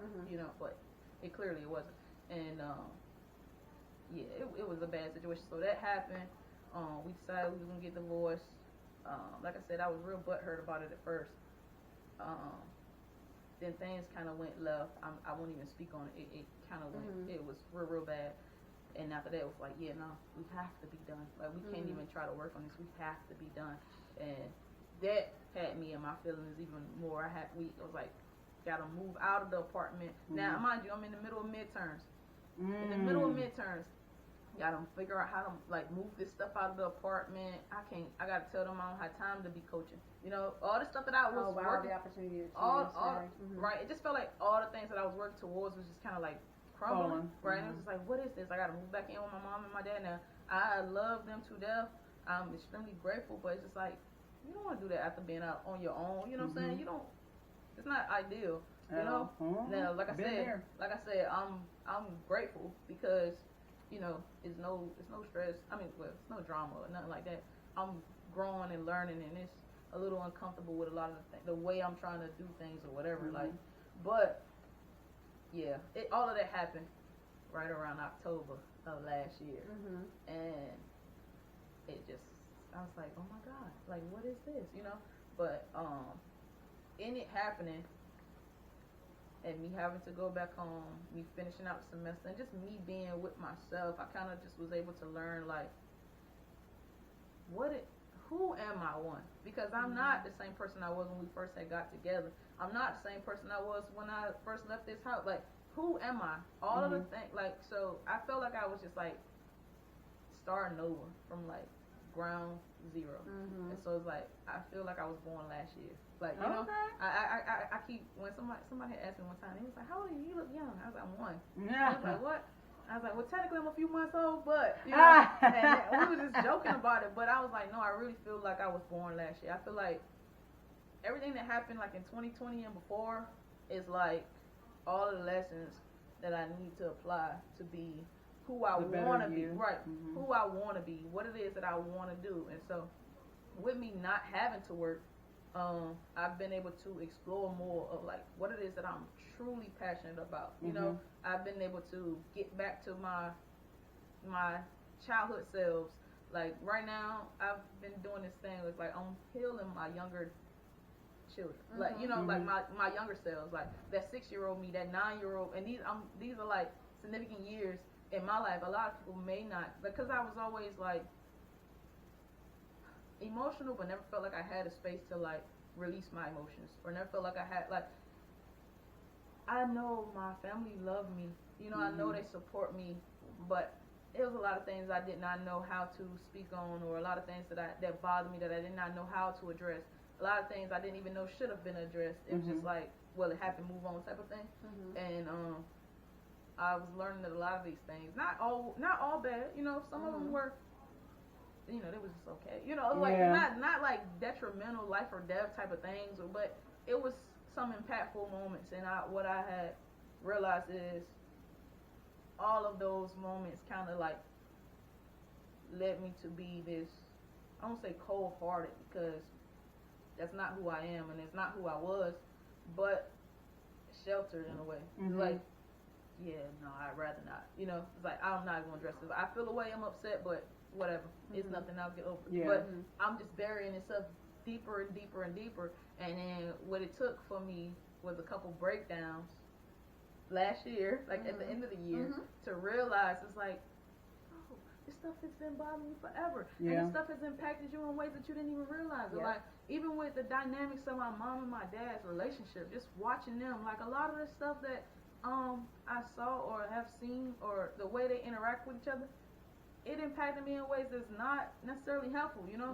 And because that's all I saw, not just with them, but actually with a lot of people around me, that's because that's all I saw, I thought this was like, this is how it's supposed to go. And it's just like, no, actually, you don't have to be the stern, hard, just, you can relax. Like, even because I joke a lot, but I'm never vulnerable. Like, I'm never soft. Like, well, I'm learning that now. And what happened is my ex used to point it out a lot. But was partially true. It's like, all right, yeah, I am a hard ass, but at the same time, it's like you really trying to get me to do what you want me to do. So it's like it was like half and half. But in her saying it a lot, it had forced me to kind of like try to think of, all right, what can I do to work on this, or what can I do to fix this? And so I was always trying to figure out like, what could I do? Like, what could I do? But I never really sat and thought about like, why is it that this is the way it is? And once I moved back in with my mom and my dad, I was able to see a lot of the things as like, this is why, this is the root. So it's like, no, you actually have to be here. You have to heal these things. You have to set these boundaries. You have to, you know. And so, which a lot of people don't do. Right. And so that's been a thing with me and my parents or whatever. And it's they coming around. They try to be understanding or whatever. There's a lot of work there, but I've also learned that it's not my job to get them to like. That's always been a thing. But I'm telling you, I've learned so much about myself, and I kind of feel selfish because I feel like I sat here the entire time and just talked about me. I haven't asked for anything. I haven't seen this woman in like 10 years. Like, you know what I'm saying? Outside of our little chat before, this is my first time meeting you. I knew nothing about you. I just feel like I've been selfish sitting here just talking like this. But first of all, no, absolutely not. For one, you are a guest, so you are the pivot point for one of the episode. And all the information that you're giving is very helpful to other people and like their transition pieces, where they're at, and if they feel down because they're going through a rough patch, there's something on the other side for them. Right. A lot of people do have to be reborn though, which is what you went through. So you went through all that shit, and then you're reborn into the person you are now.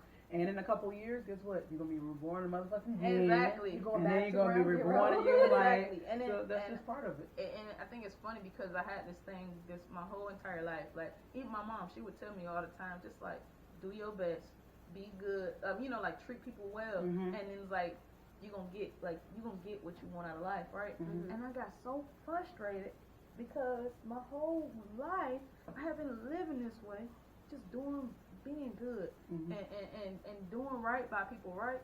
But I was not putting any like work into my dreams, or like I wasn't even acting on them. I was like holding them back, but just thinking like, if I'm good, it'll happen. You know, like if I'm good, it'll happen. But it's like, no, I was about to cut.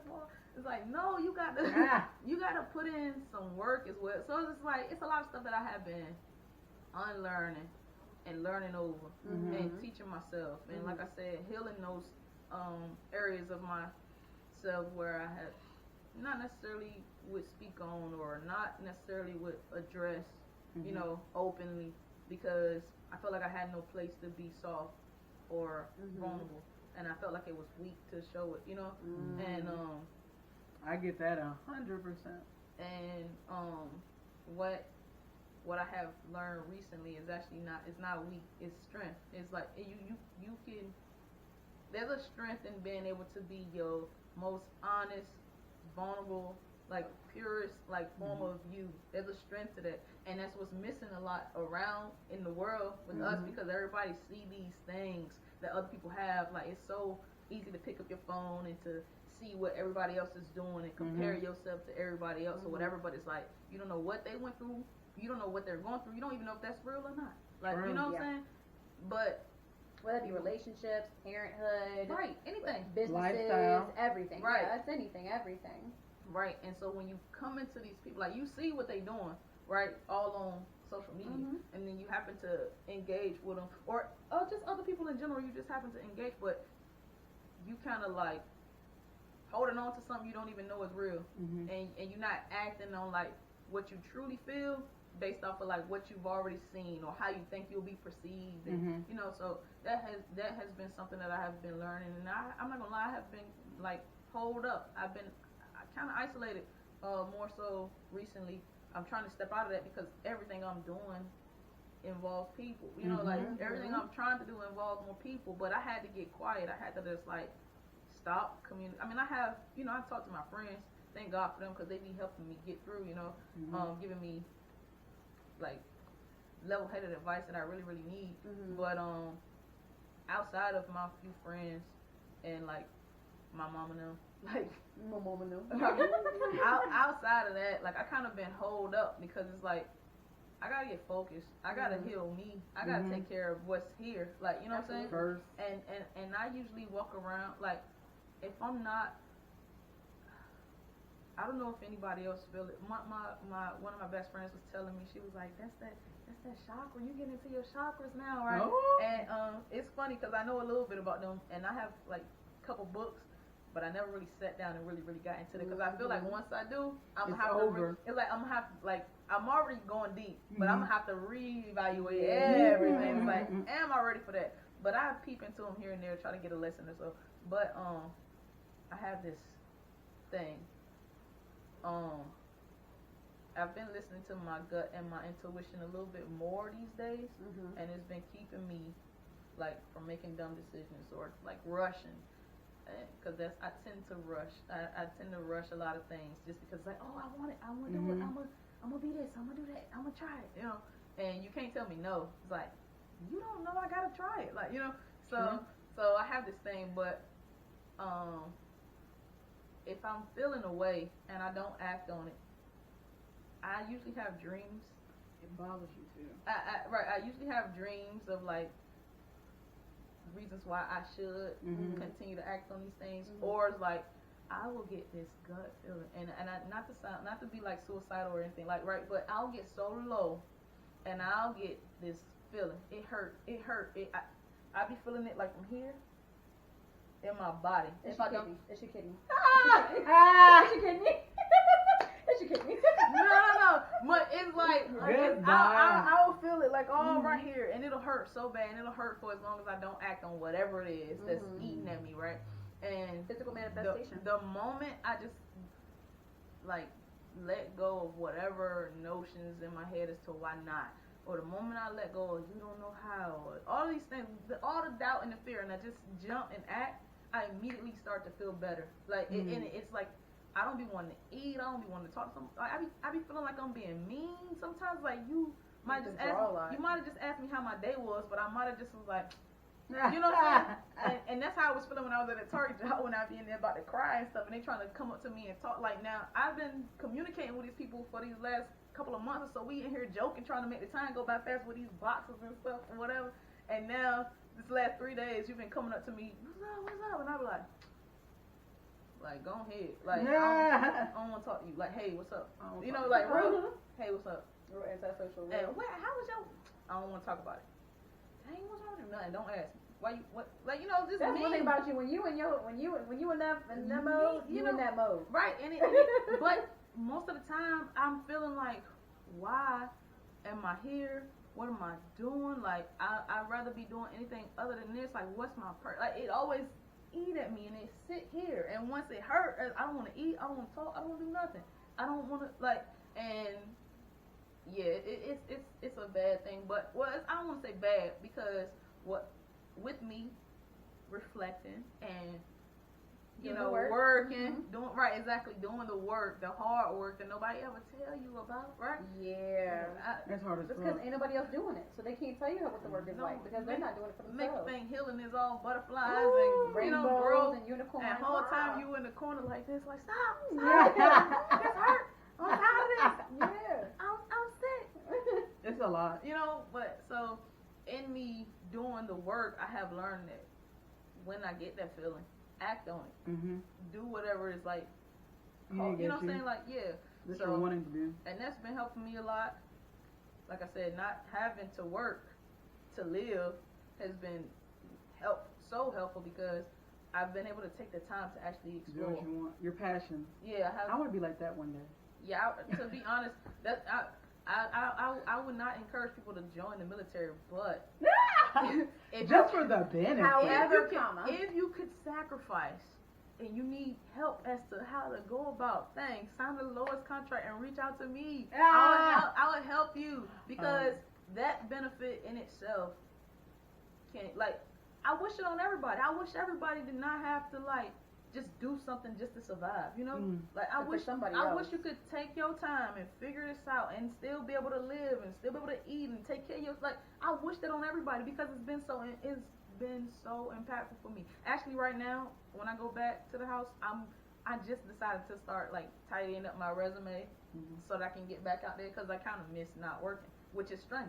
Like, who miss not working? Like, who miss not working? Like being busy. It's like, all right, I'm Well, starting. that means you just need to keep being busy on your what you're trying to do. I that am means busy. you gotta. I'm taking a UX course right now. I'm Mhm. coaching the JV team. I'm starting this new entrepreneurship. Uh-huh. I'm in You school. got that number you know 3 what I'm saying? though. That number 3. That means you gotta work harder than what you're working. Yeah. That's what it's saying. It's saying you gotta put in that work. Yeah, that's You're gonna be out there. You said you want to do the drive. Start working on that. yeah. Yeah, ain't no point going out there where you got to. Yeah, take I'm the telling you time. that right now. Instead No, of I working feel for like somebody else, I use feel time like- to really like. Yes, honing on yourself and your self healing. I There you cannot go. talk. There It you was go. You not got coming it. out. It's coming. You got it. Yes, work felt on it. that, and then work on what you want to do. No, so right now, another reason why I really want a job, like to get back out there, I feel like I need to meet more people, different people. We can have right? my job and just give me head to Well, chest. I don't know if I want to do what you do, but I feel like I need. They to- hiring. I'm quite sure. What Yeah. the pay like? I mean, What the benefits like? It We ain't might- bad. It ain't bad though. We might Look. do a little something, make a little Look. something shake. Mhm. Y'all might see me in the I might throw your name out there so I get a bonus. You might No, see my don't tell me. resume. Hold on. I'm the one No, no, that's no, bad. no, Ain't no, finished. no, she came through me. No. That mean I get half. This bonus came Y'all in can 10 years split it, of right? working. I get half then. Can we like go like? I'm the one that suggested it. Hold on.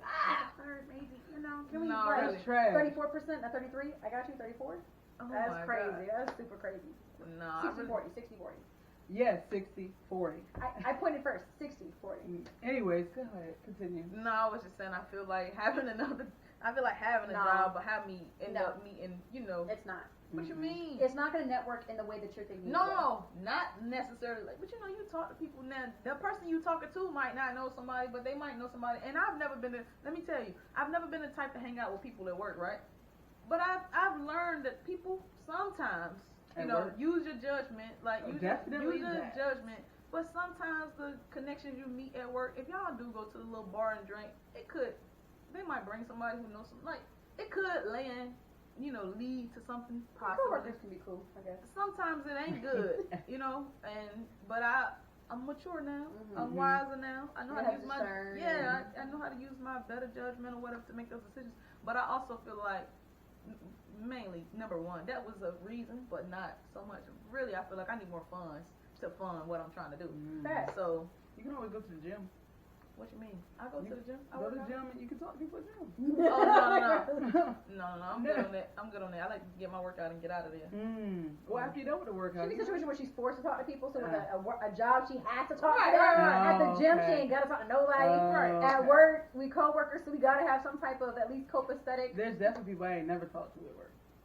I don't know. It'd be like that. There's very few people that I will actually have real conversations with. Yeah. You'll get a hello. And I also feel like the work that I've been doing on my own will lead me like closer to a job in the fields where I want to be. Because I've been doing my own work. You know what I'm saying? Like, even I'm not. You work on I'm your, not your getting paid for it. portfolio. Exactly. Make sure you work on that portfolio before you go dive Exactly. in and doing a 9 to 5 for somebody else. Exactly. Make sure you work on that portfolio. That way, when you do put in the resumes for where you want to be, Right. Exactly. And that's another reason why I feel like I kind of.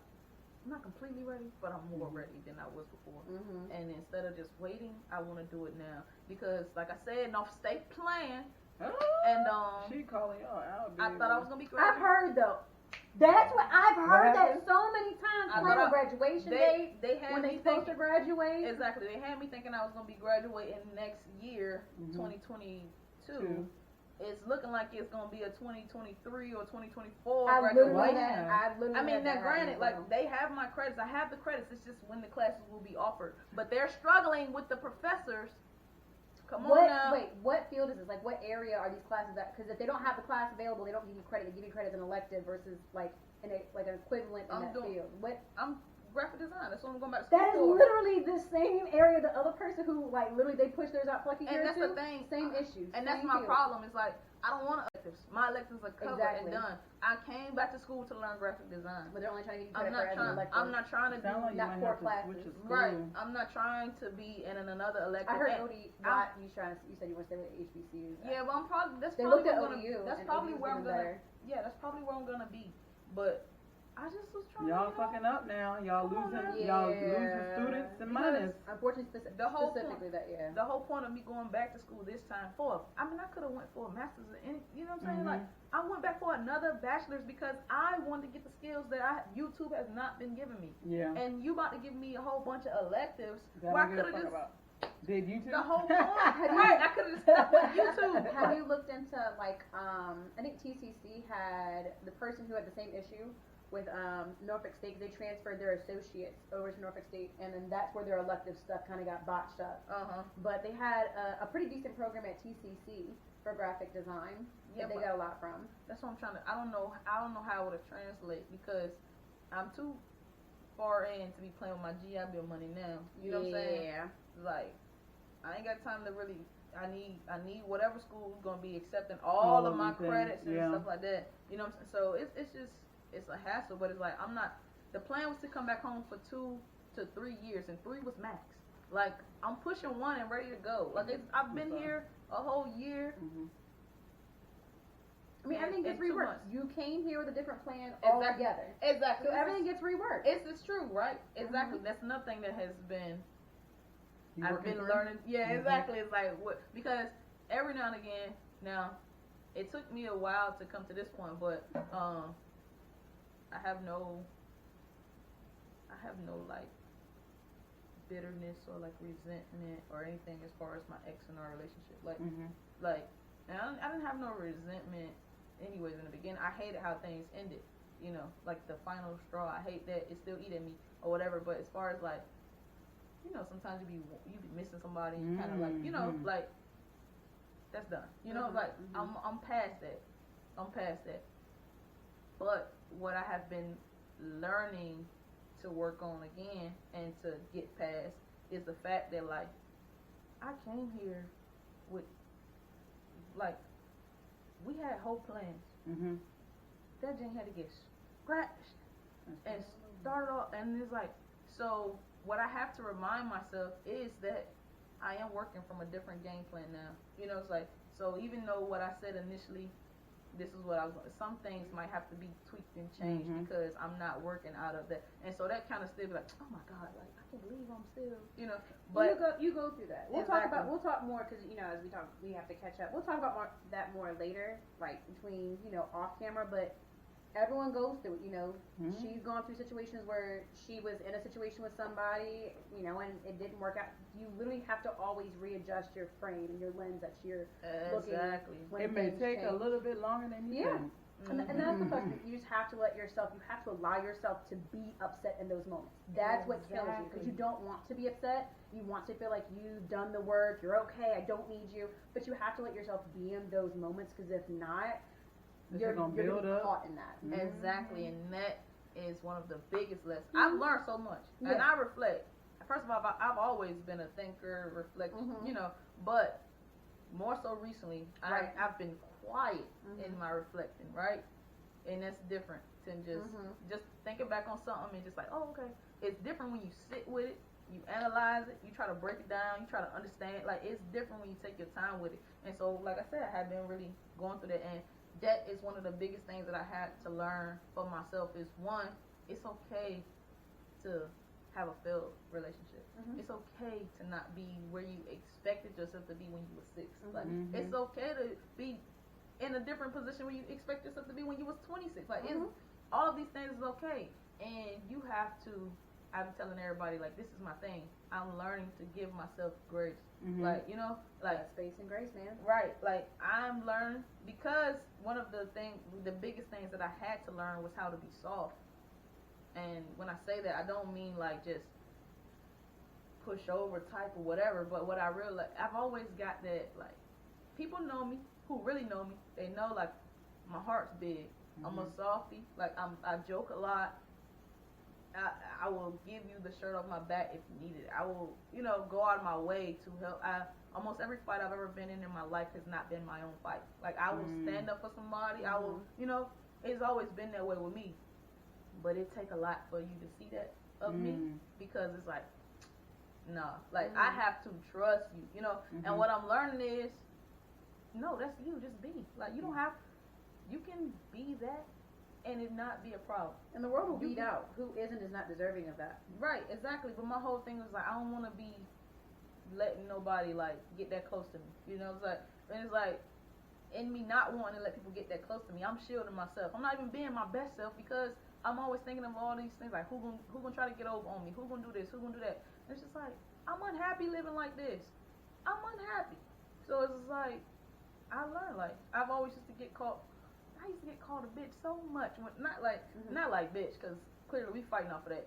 But it's like, well, why you gotta, you know, you so mean, you acting like, you know, all this type of stuff. Is like, I'm not mean. Like, I mean, and before you just was mad at me, or before I said whatever I said that upset you, we were cool. Mm-hmm. Now, I done really went there. Now I really went there, and sometimes, you know, like, everybody's different. And I used to be really harsh. I would read the room, but not really read it. You know, it's like, because I don't. It's like, my dad used to tell me all the time, if you have something to say, say it. Mm-hmm. If you have something to say, say it. No matter what, no matter to who, whatever, right? Mm-hmm. And I would say it about the things that I didn't really care about. So the things that really ate at me, bothered me, that I would be quiet about that. But we talking and doing anything, I'm gonna just say something. And it might not be. Your shirt might be really, really small, right? And you might love how it fit. And it might not look good on you. And I used to feel like, as your friend, you should tell them. Hey, that thing too little. Like, that ain't looking good, you know?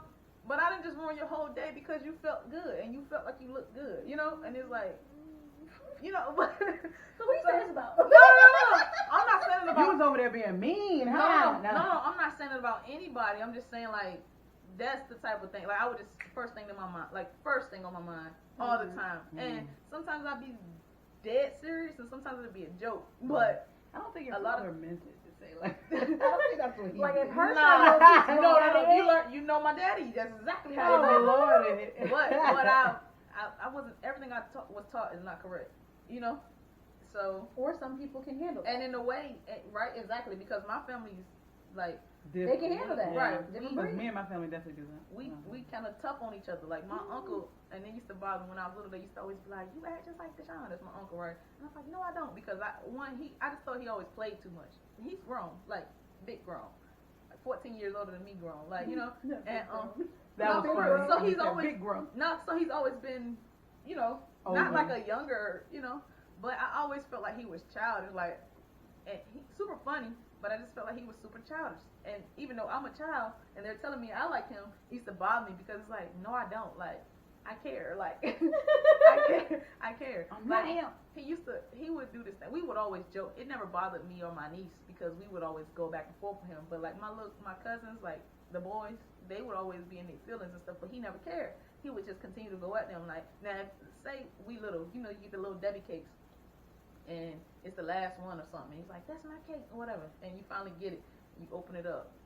Actually, my uncle, knowing you wanted that cake all day, will literally wait for you to open it up and just smack it out your hand. Ah, you know what I'm saying? Like, stuff like that. And I just always felt like I'm not like that. But I am like him in so many ways. You know, and it's not all bad. You know, it's not. That's so funny. It's a child in my family fight time. Right. And then, that really is. But some of us, like I said, my family kind of tough. Everybody be like, yeah, you know that's wrong. But a few of us be dying laughing, and it's the joke. But the person it happened to is in here crying. Yeah. Like, their feelings are hurt, but everybody else is like joking about it. It's like, and that's the type of, like, that's kind of how we grew up. It's just like, your feelings hurt, but get over it. Yeah, exactly. Like, oh well, and it's like nobody really thinking like, oh, they that hurt. Like, you know, really talked about that with like roasting and frying people. We talked about that a couple episodes ago. It's like you never think like, oh no, I really hurt them. Like, they hurt, not just like play hurt, embarrassed hurt. Like, no, I hurt their feelings. You know, so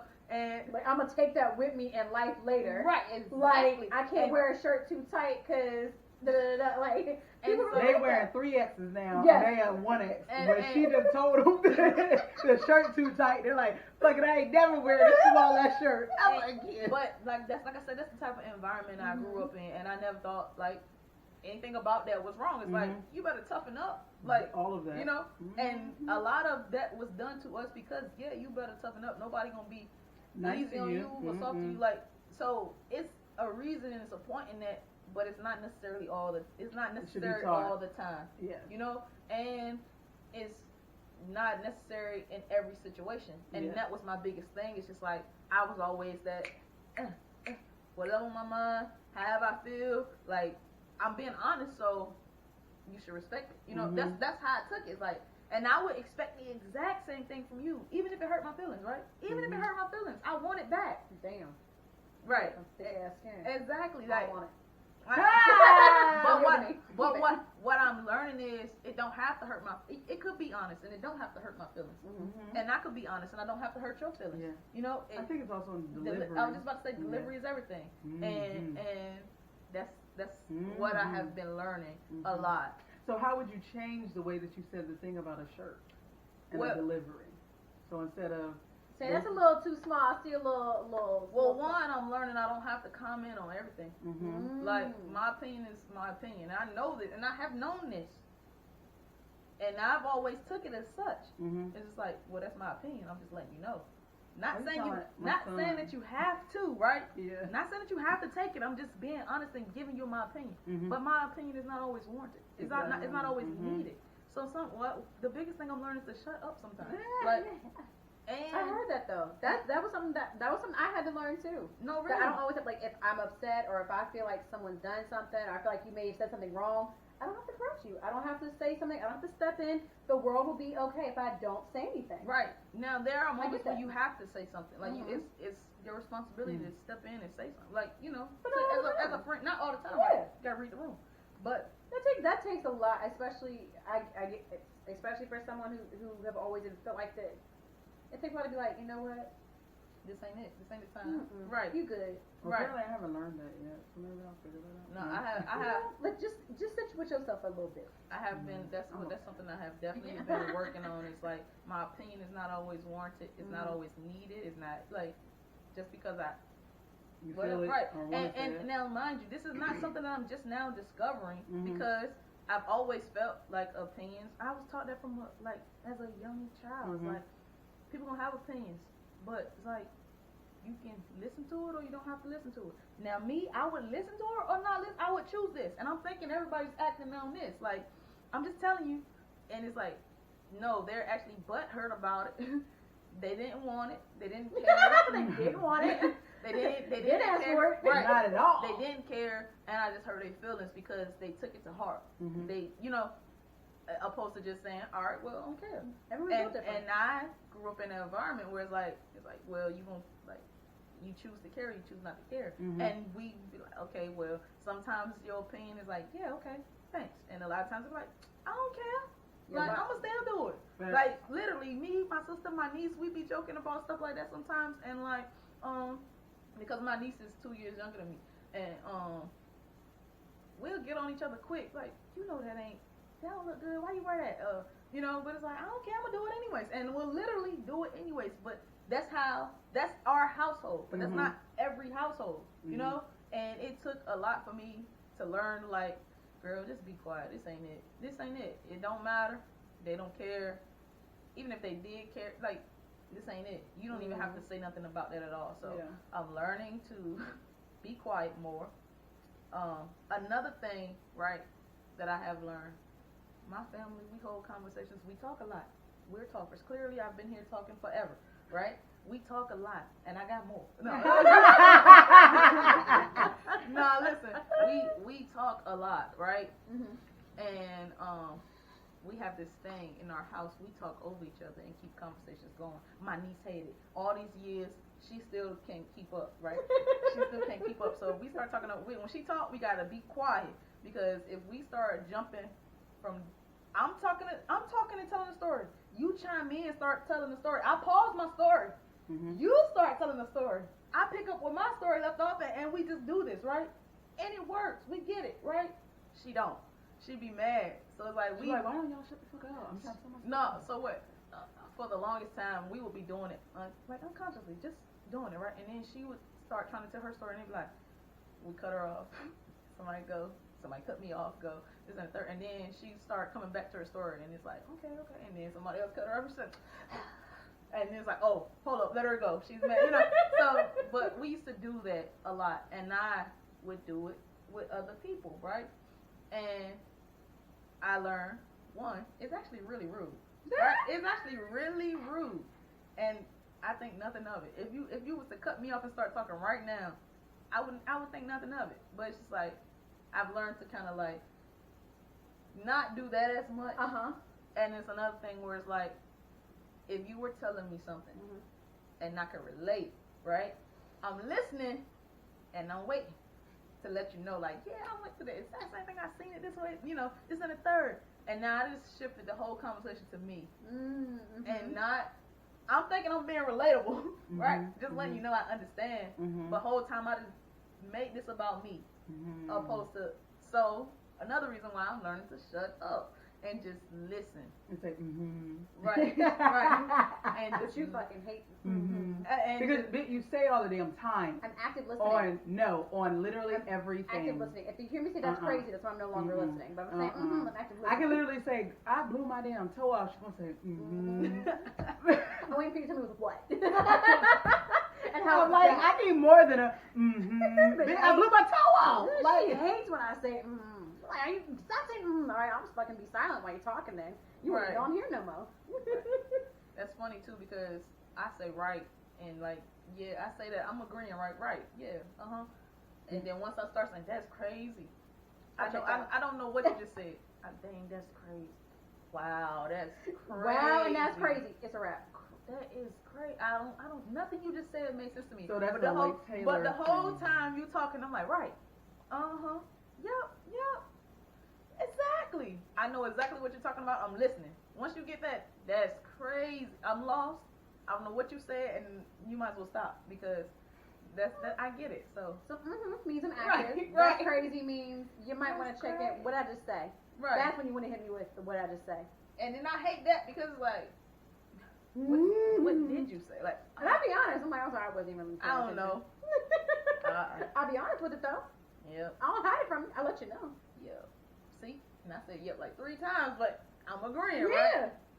Yeah. No. But really, that's something I'm also working on as far as like taking myself out the situation. And just because I have a situation that's similar or it's relatable, this ain't about me. And you coming to me with something is bothering you clearly, or even if it ain't, you just want to tell me something. You know, I'm learning to not put myself in it. These are things that I've been working on, and you know, it's taking a lot, but I can say that it feels like it's worth it. And, absolutely, no, it is worth it.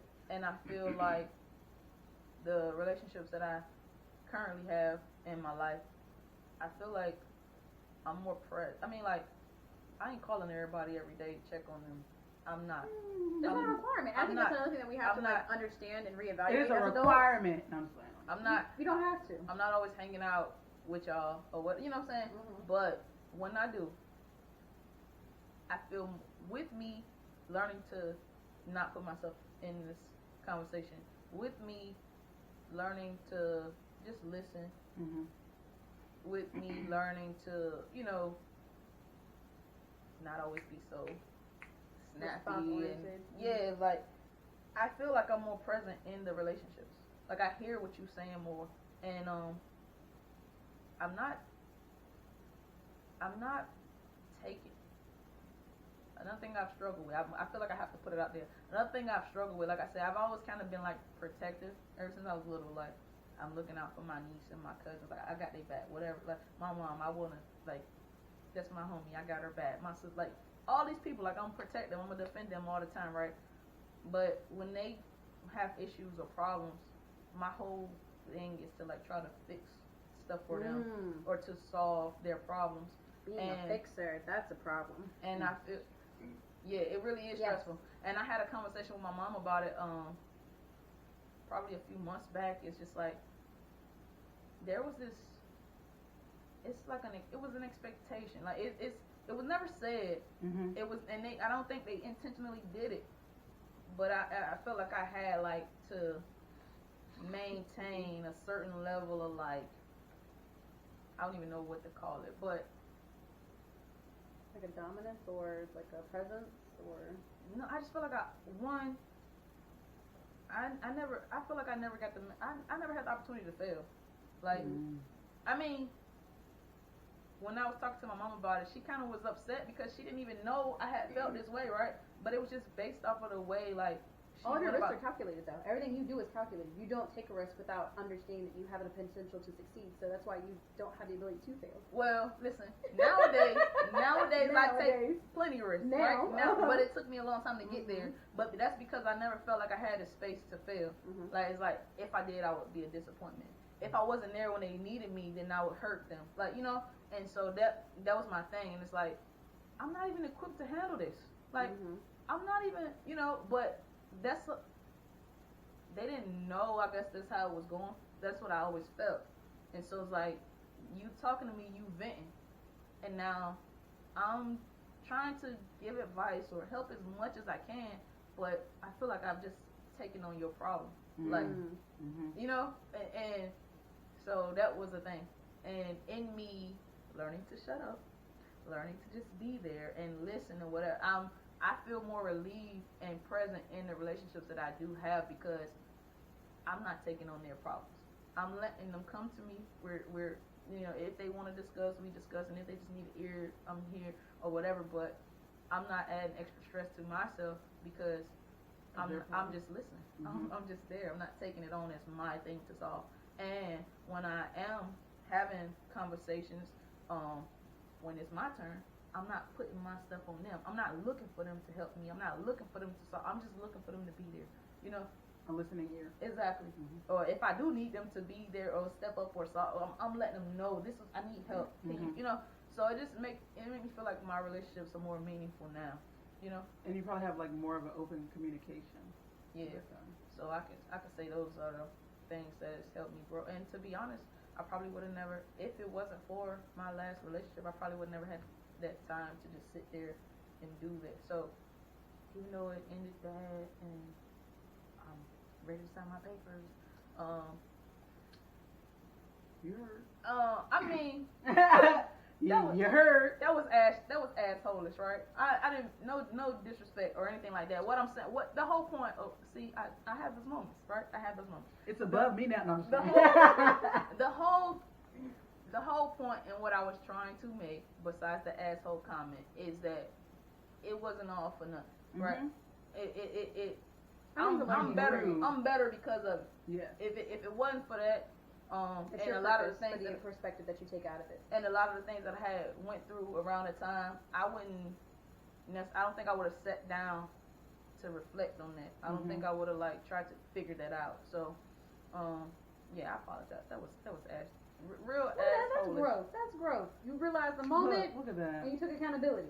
See, I keep saying, look at that. That's how it working. You know? Look at that. Yeah, I wish I could edit that like out. I feel bad now. I really feel bad when I think about it because that was a little. But like I said, I kind of said that to try to segue into the point of me of growth of it not being all bad. You know, so that was a terrible segue. No, it wasn't. It's the truth. We talk the truth over here. It's all right. You said you ready to sign the papers. It wasn't meant to be super mean. No, I wasn't trying to be mean at all. I was being sarcastic. You know? Yes. I really was. I'm ready to sign the papers, and I appreciate whatever you went through. Exactly. And I am now, I've grown, and this is where I am. So yeah, ain't nothing wrong with it. You probably do better than me. Well, I'm trying to make it better. Why y'all laughing? See, look at y'all. That's still bad. You did better than me. How about that? Because I had a whole divorce party. You know what? I'm not gonna lie. I had considered it, right? I considered it, but I'm not no party person. Like, parties ain't my thing. So it wasn't really a party as in a bunch of people. It was literally like me and 4 other friends. We got a hotel at the beach, and we just had a good time. Ate some good food, drank, popped some bottles, went on the beach. I don't remember half the night. Yeah, I'm not gonna lie. I had considered it, but I was like, I think that, I feel like it kind of could be disrespectful, but at the same time disrespectful to who? And it's still my experience, right? And I'm free now, or whatever. But it's just like, at the same time, it's just like, parties ain't never, even trying to get a birthday party, like, man, listen. We can't talk about birthdays. because I like birthdays. She's a whole different beast. Mhm. I probably would. I mean, to be honest, I don't know. I at this point, I'm grateful that like I have them. Mhm. I don't really. I don't do much to celebrate. I never did. What month is your birthday? February 17th. Oh, okay. Yeah, one it'd be cold. February 17th. Okay. Yeah, Mhm. it'd be cold. Mhm. No, but You got a lot of over there, but she don't like Mhm. I'm taking. You see, you're Nope. rubbing off on me. Okay. No. nah, yeah, I really know. don't. And then like when I was younger, you have little kiddie parties and stuff or whatever. But then the like high school parties and stuff, that wasn't my thing. Like I want to just have a good time. I don't want nobody trying to grind up on me. I don't want to grind up on nobody. Like it's like. And it took me a long time to get comfortable being in tight spaces.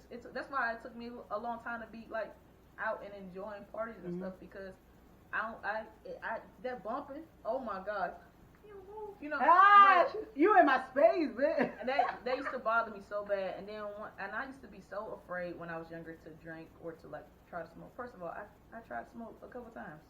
I got out of the military. What a waste! I do not know how to get high. Like what? I understand that 100%. Smoking is not fun. Just be stinking for no reason. I didn't even get high. Except for that time when I tried them edibles. That was a good time. That's what I was about to say. Anywho. Edibles will do something to you. But I used to be so scared to try, like, the drink or to, I thought I was going to be an alcoholic. I thought I was going to be addicted. Like, I had all these fears, right? I thought I was going to be a mean drunk. I thought I was going to be wanting to fight. Is that what your parents put into your head? Is that what No. you've seen? Or that? Not necessarily your parents, but in general, like people who would drink who were older. Is that Yeah, what you saw? I just felt like people who would like drink, and then like I'm thinking you have to drink to get drunk, right? Like it's only a few people that I would see and not be like messy. Mhm.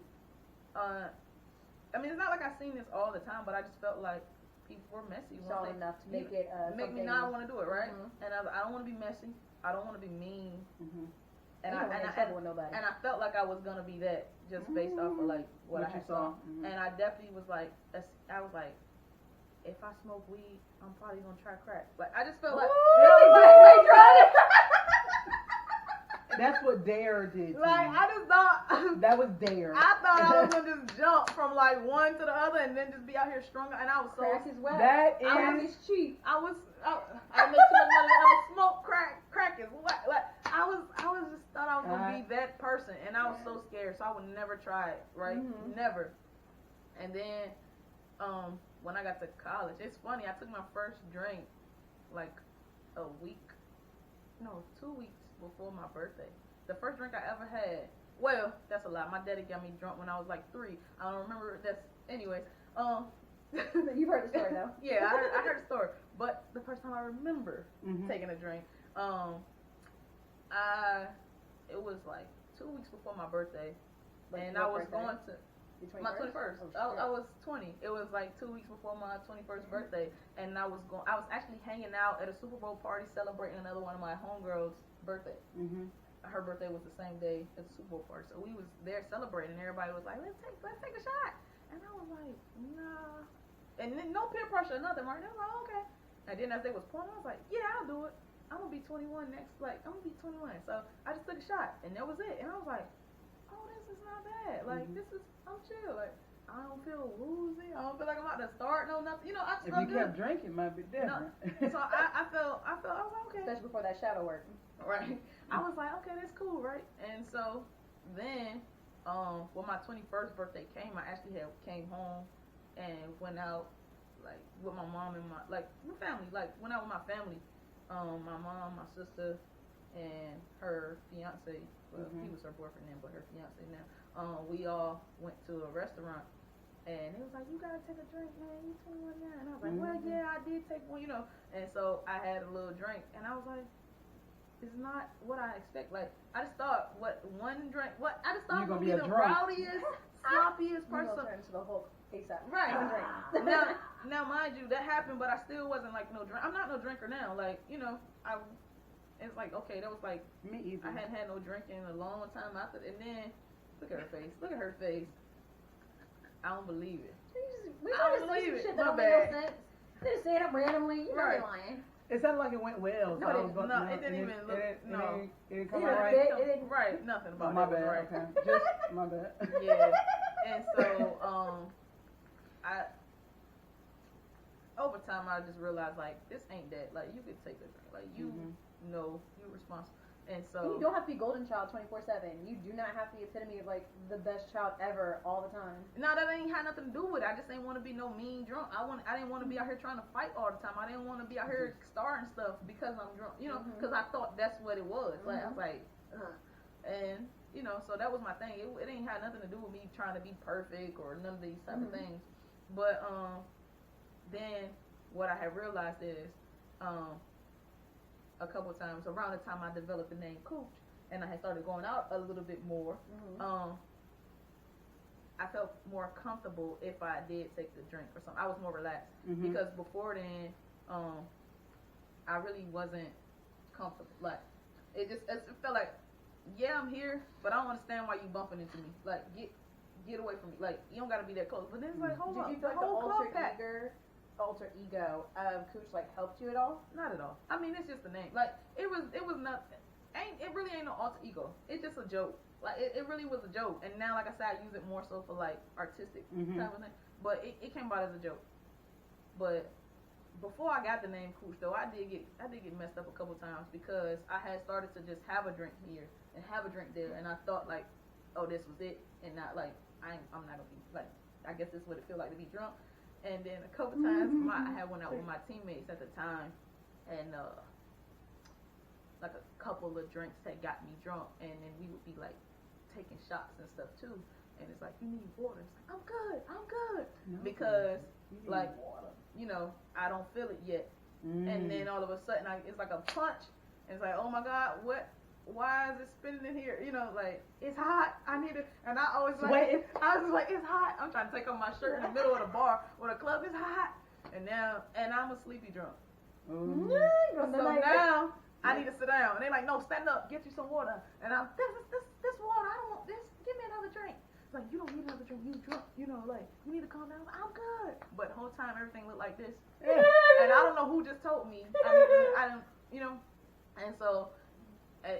That was crazy. So I had a couple of those times, and then it was like, okay, I need to relax now because this is when it starts. So I just learned that like I don't have to be messy. And then even when I was those few times I was sloppy drunk, I won't mean or nothing like that. It was actually, it was fun for me. It was bad for me. But, you know, so once I realized that, I was able to relax a lot, and it helped me as far as like go out more and enjoy more. So yeah, man, it's been a thing. I still don't even. I tried to get high just because I was free out of. Well, I thought I was free out of the military. So technically, when I just got out of the military, active duty, I had transitioned to the National Guard, but it was during the middle of COVID, and I had reached out to the National Guard a couple times, and they never got back with me. So I was like, well, maybe they don't have my contract, or maybe they don't care, or whatever. So I'm not showing up. I'm out. If they call me, I'm not going, right? And so this happened for a few months, right? And I was like, yeah, I'm not showing up. So I was like, well. Get high. I could try to get high. And so I had tried a couple times, and it was so pointless. You hear me? Were you by yourself? No, it was with my ex. Probably like out of the times that I had tried, which was probably like it might have been 5 or 6. I tried a lot. I'm trying. I wanted to be high, and I'm not talking. When I say I tried a lot, I'm not talking about just with the edibles. Like the edibles, they got me high, right?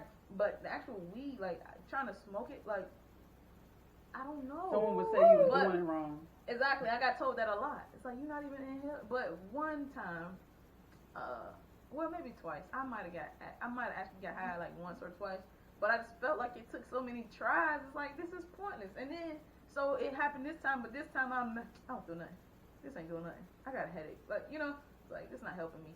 And then another time I got a headache. Oh, let me try it again. Oh, now I'm high. Like it's just hit and miss. What's the point? Do the edible. And then it just felt it sting. It just felt like it wasn't worth it. So, but I tried a couple of times. That's the only thing. I ain't a party animal like that. Keep drinking whenever you do drink. Yeah, I'm a social drinker. That's the extent don't of your smoke and drink at the same time. That's a whole other feeling. Cross-faded, don't do it. It probably wouldn't work for me because I wouldn't be inhaling right or something. Your ass would fuck up real good that one time. But yeah, no, I'm good. And you ass probably drunk. when you start, then you figure out how to inhale while you're drunk, and just it's gone. And you know, I probably wouldn't like. I mean, I'm never gonna say never because a lot of things I say never to, I end up doing. So I got out of the habit of saying I'd never do that. Because if it can be done, I'm not above it, you know. But at the same time, it's like, oh, I'm good. So so what I have like, I just probably won't try it ever again. Because it's like, what is the point? What is the point? And then I always think about, y'all know them little lungs they show you like in health class and stuff, like the shriveled up ones from smoking and then the healthy ones. You thinking about that one? I always think, right. I always think about them black shriveled up ones, or like, and it's like, yeah, there's no point. And I take pride in having healthy lungs. I've been running my whole life. You know, I did a test when I had I act like I got rid of these stuff. I didn't get rid of anything. I just took it off my phone. But I had Twitter.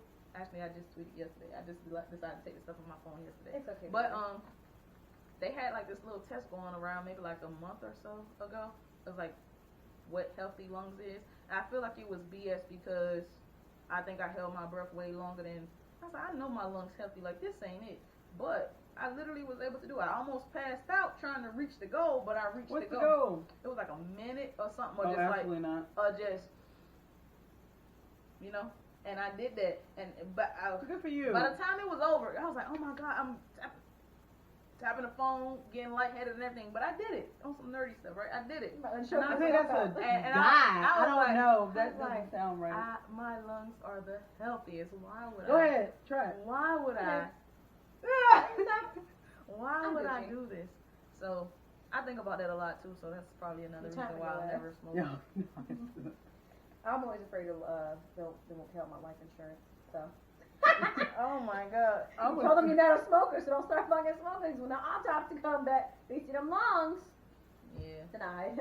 But see, I ain't worried about that. I mean, like, I guess I should be. That's why. But at the same time, if I'm dead, I ain't worried about that. I mean, but whoever you're supposed to leave it to, I would say I don't want to be the type to like leave no burden on nobody or anything like that. But at the same time, I'm gone. Put me in a pine box or something, bro.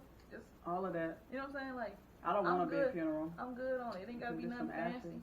But that's what life insurance is for. It's for your peeps, your children, exactly. your spouse. Exactly. You don't want to fuck up them. That's enough. Yeah. Because you told life insurance one thing, and you out here living a different life. That's true. That's true. The autopsy come back to be like, so you said you only have like maybe one drink every so often. Right. Your liver is trash. Right. It looks like you had about 20 every week. For your whole life. So we're gonna go talk to your wife now. Right. Let her know she's gonna have to find another way to take care of you. Right. Take care of the house, right. kids. Sorry about it. Yeah, that is messed up. That is messed up. My mind goes to weird shit. I never used to think about. Actually, the only time I had really thought about anything was when I got ready to deploy because I didn't know what to expect. Oh, they make you do all that. Like yeah, and it was like, oh my god. And so at the time, it was just like, well, I wasn't married then, anyways. It's like, and I have no kids, so I was like, who I'm leaving this to? I just give it to my mom. I know if I leave it to her, however, whatever's supposed to get done, gonna get done. You know, it's like. As far as if I wanted to split the monies, like whoever it was, they're gonna get whatever, you know. So I'll do that. But then once I got married, it was like, oh, okay, well then half to my mom and half to my wife, because my mom and them would do whatever they need to do with theirs, and she can do whatever she needs to do with hers, right?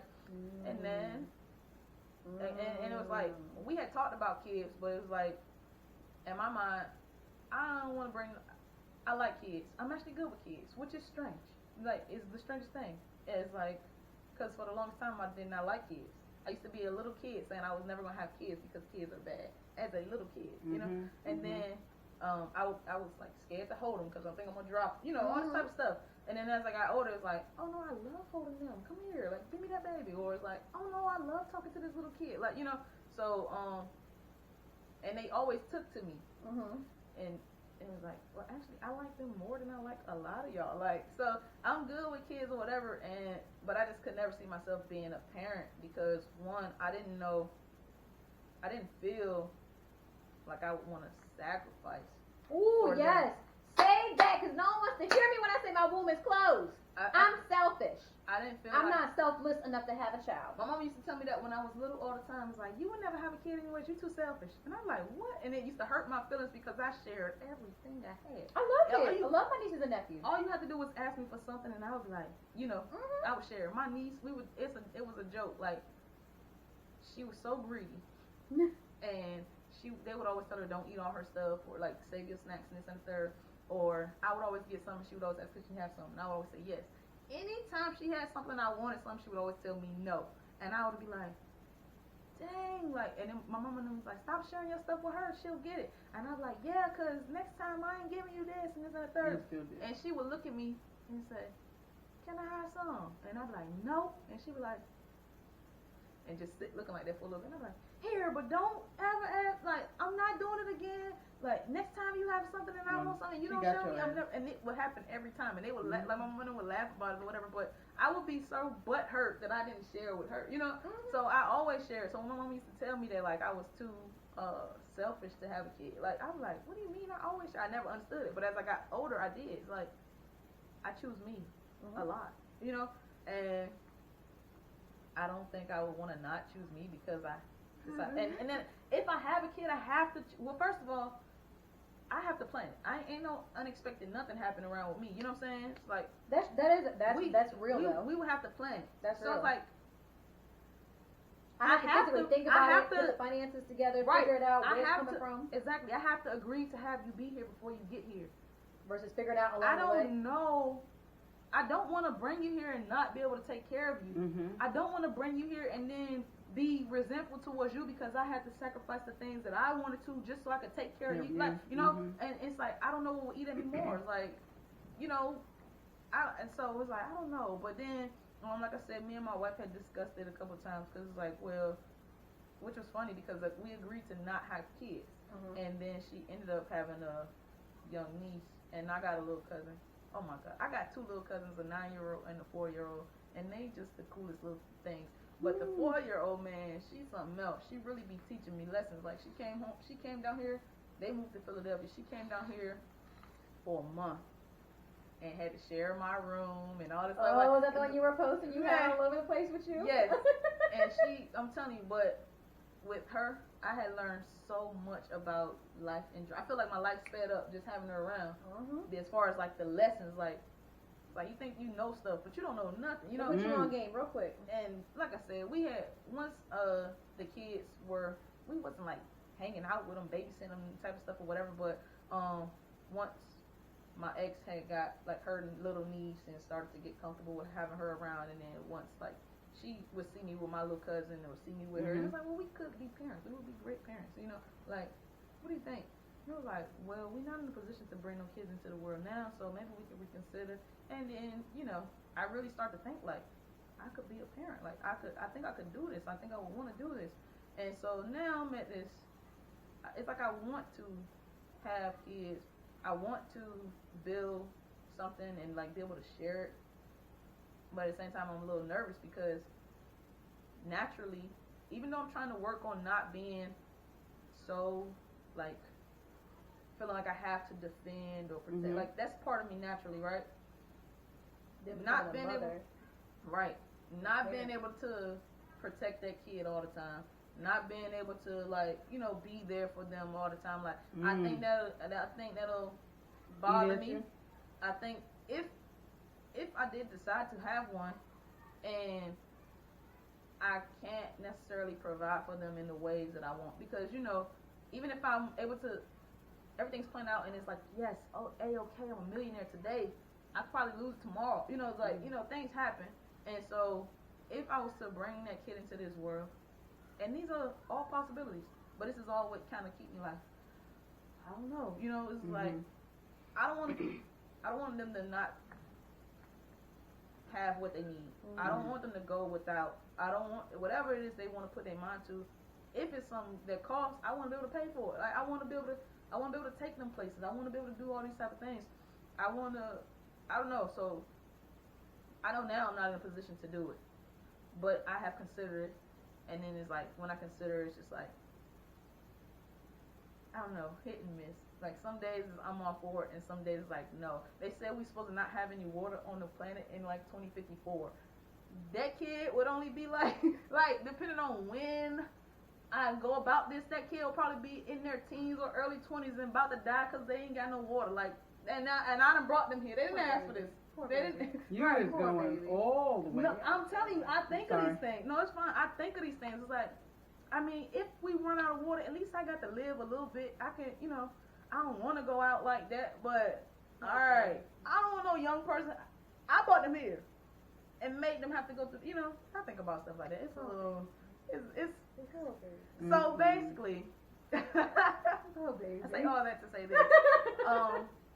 Part of me wants to like have that experience and be a parent.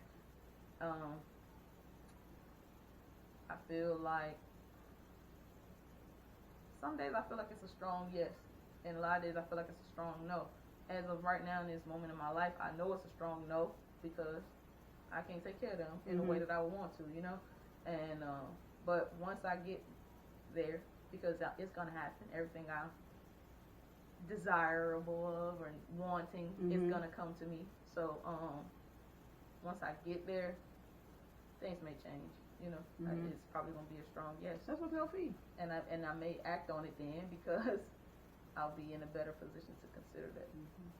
But I know one thing. I mean, I don't have to have a partner to have a kid, but I would prefer to like be in a situation with a partner who's like wanting of the same things and like our styles, like, you know, everybody's different or whatever, but like I would want to be able to agree on it. And that's another thing another reason why I was like, yeah, me and my ex, we probably was not gonna have. We had like a few conversations, and I would make her mad, but it's like, I'm not trying to make you mad, but you have to think about this. Like, we're just talking of scenarios, and you're already saying what you wouldn't do or what you wouldn't allow, and I'm like, I would allow this, I would, and we have these strong reasons as to why. But our parenting styles will be so different, and we wouldn't even agree because we don't even agree now. You know, so, at all, yeah. So I would want to have like someone where y'all connect on that level. Yeah, we don't have to agree to every single thing, but because no, you never will. But I would want to be kind of going in the same direction. Yeah, because it was funny. We was in the car, and she was like, "I wouldn't. If we had a son, I don't even know how we got on the topic, but she was like, if I had a son, I would not let him play football." And I was like, what? Wow. No, I would whatever sport they want to play, team sport, like I would encourage them. I want them to. And she's like, because they can get hurt and this and the third. And my mind was like, every other sport they play could happen the same. I mean, like the chances are higher in football because they're hitting, but I definitely got concussed. I definitely got concussed playing basketball. I love when people say it that way, like the proper way. I've been concussed. I have. You can break ankles in the military playing basketball. I didn't play football. Well, I did when I was younger, but not, you know. But it happened, and at the time I didn't know I was concussed. It wasn't until I learned like more about it. Like, oh yeah, that time I probably was. Sensitivity to light. Yeah, like yeah, not being able to see that well. Like yeah, it's probably happened. But that happens in general, you know. So it was a small conversation about like not allowing the son to play football, and I was like, no, like I would. And then she was talking about something else, and then we had got on like the beating thing, right? And she was saying that she wouldn't beat him, and I was like, I'm not saying I would beat him all the time, but I might. I'm not gonna say I won't, right? But now I had a conversation with my best friend like 2 weeks ago, 3 weeks ago, a few weeks back. We had a conversation about it, and it changed my whole mindset on the beating thing because like when my little cousin was here, she's only 4, right? She don't listen all the time. She's a good kid, but sometimes she was getting on my nerves, and I thought she was testing me because it's like she don't believe I'm as old as I am. She always want to say like I'm like 15 or like 17, so she feel like she don't have to listen to me. Right, exactly, right. And I was like, no, I'm older than your daddy. And when I told her that, she was like, no, you're not. And I was like, I actually am. Like, you know. And so she don't believe I'm an adult, which is funny. Well, this time when she came home and she got to actually like see me like with my car, or like Mhm. with my own money. She was like, oh, Right. you are the dog. with my own money and stuff like that. And it was like, okay, maybe she is really grown. Like, you know, she can come and go when she please. Like, she might be grown. You know, like, she is in college, so she might be grown. So she believed it now, but she was giving me a hard time. And one particular time, right, a lot of, like, we would be going back and forth, and I would always threaten to beat her and not get the belt, and I was like, it got your name on it, right, just to get her to listen. And I was like, hold it up, what's this? It's like, whose is it? What it say? You know, it's like, sorry. It's like, yeah, exactly, you better act right. So I would get on her about that or whatever, but I would threaten to beat her, but I couldn't bring myself to do it because it ate at me. It's like, it's another way I can go about this, right? Mm-hmm. I just gotta figure it out. Like, she's 4, and she's so smart. It's like, when you talk to her and explain to her, which is a lot of what could have been done to me when I was younger, because I understood when you tell me. But if you don't, sometimes I might have a question as to why, and if you explain it to me, then I get my answer. I'm not looking. But you know, sometimes as an adult, you don't want to go for that. You tired.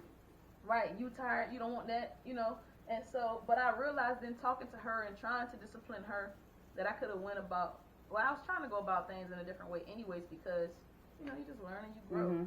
But in actually having to take action on it, there was a few moments where I really, really wanted to beat her, and I couldn't bring myself to do it. And I was like, I'm actually probably not going to be beating my kids because she's not even mine, you know, and I can't beat her. So I know if I had mine, either it'd be 10 times worse. And so just learning how to get to the point with her, right? Mm-hmm. You know, so it's like sometimes she may do something, and I tell her no, and she continue to do it, or I tell her stop, and she continue to do it. I might just have to take what it is, like what she's doing, or you know. There was a lot of times I used to kick her out of my room. She loved to be in my room. She thought everything I had was so cool, and I thought that was the coolest thing because I didn't learn it from her.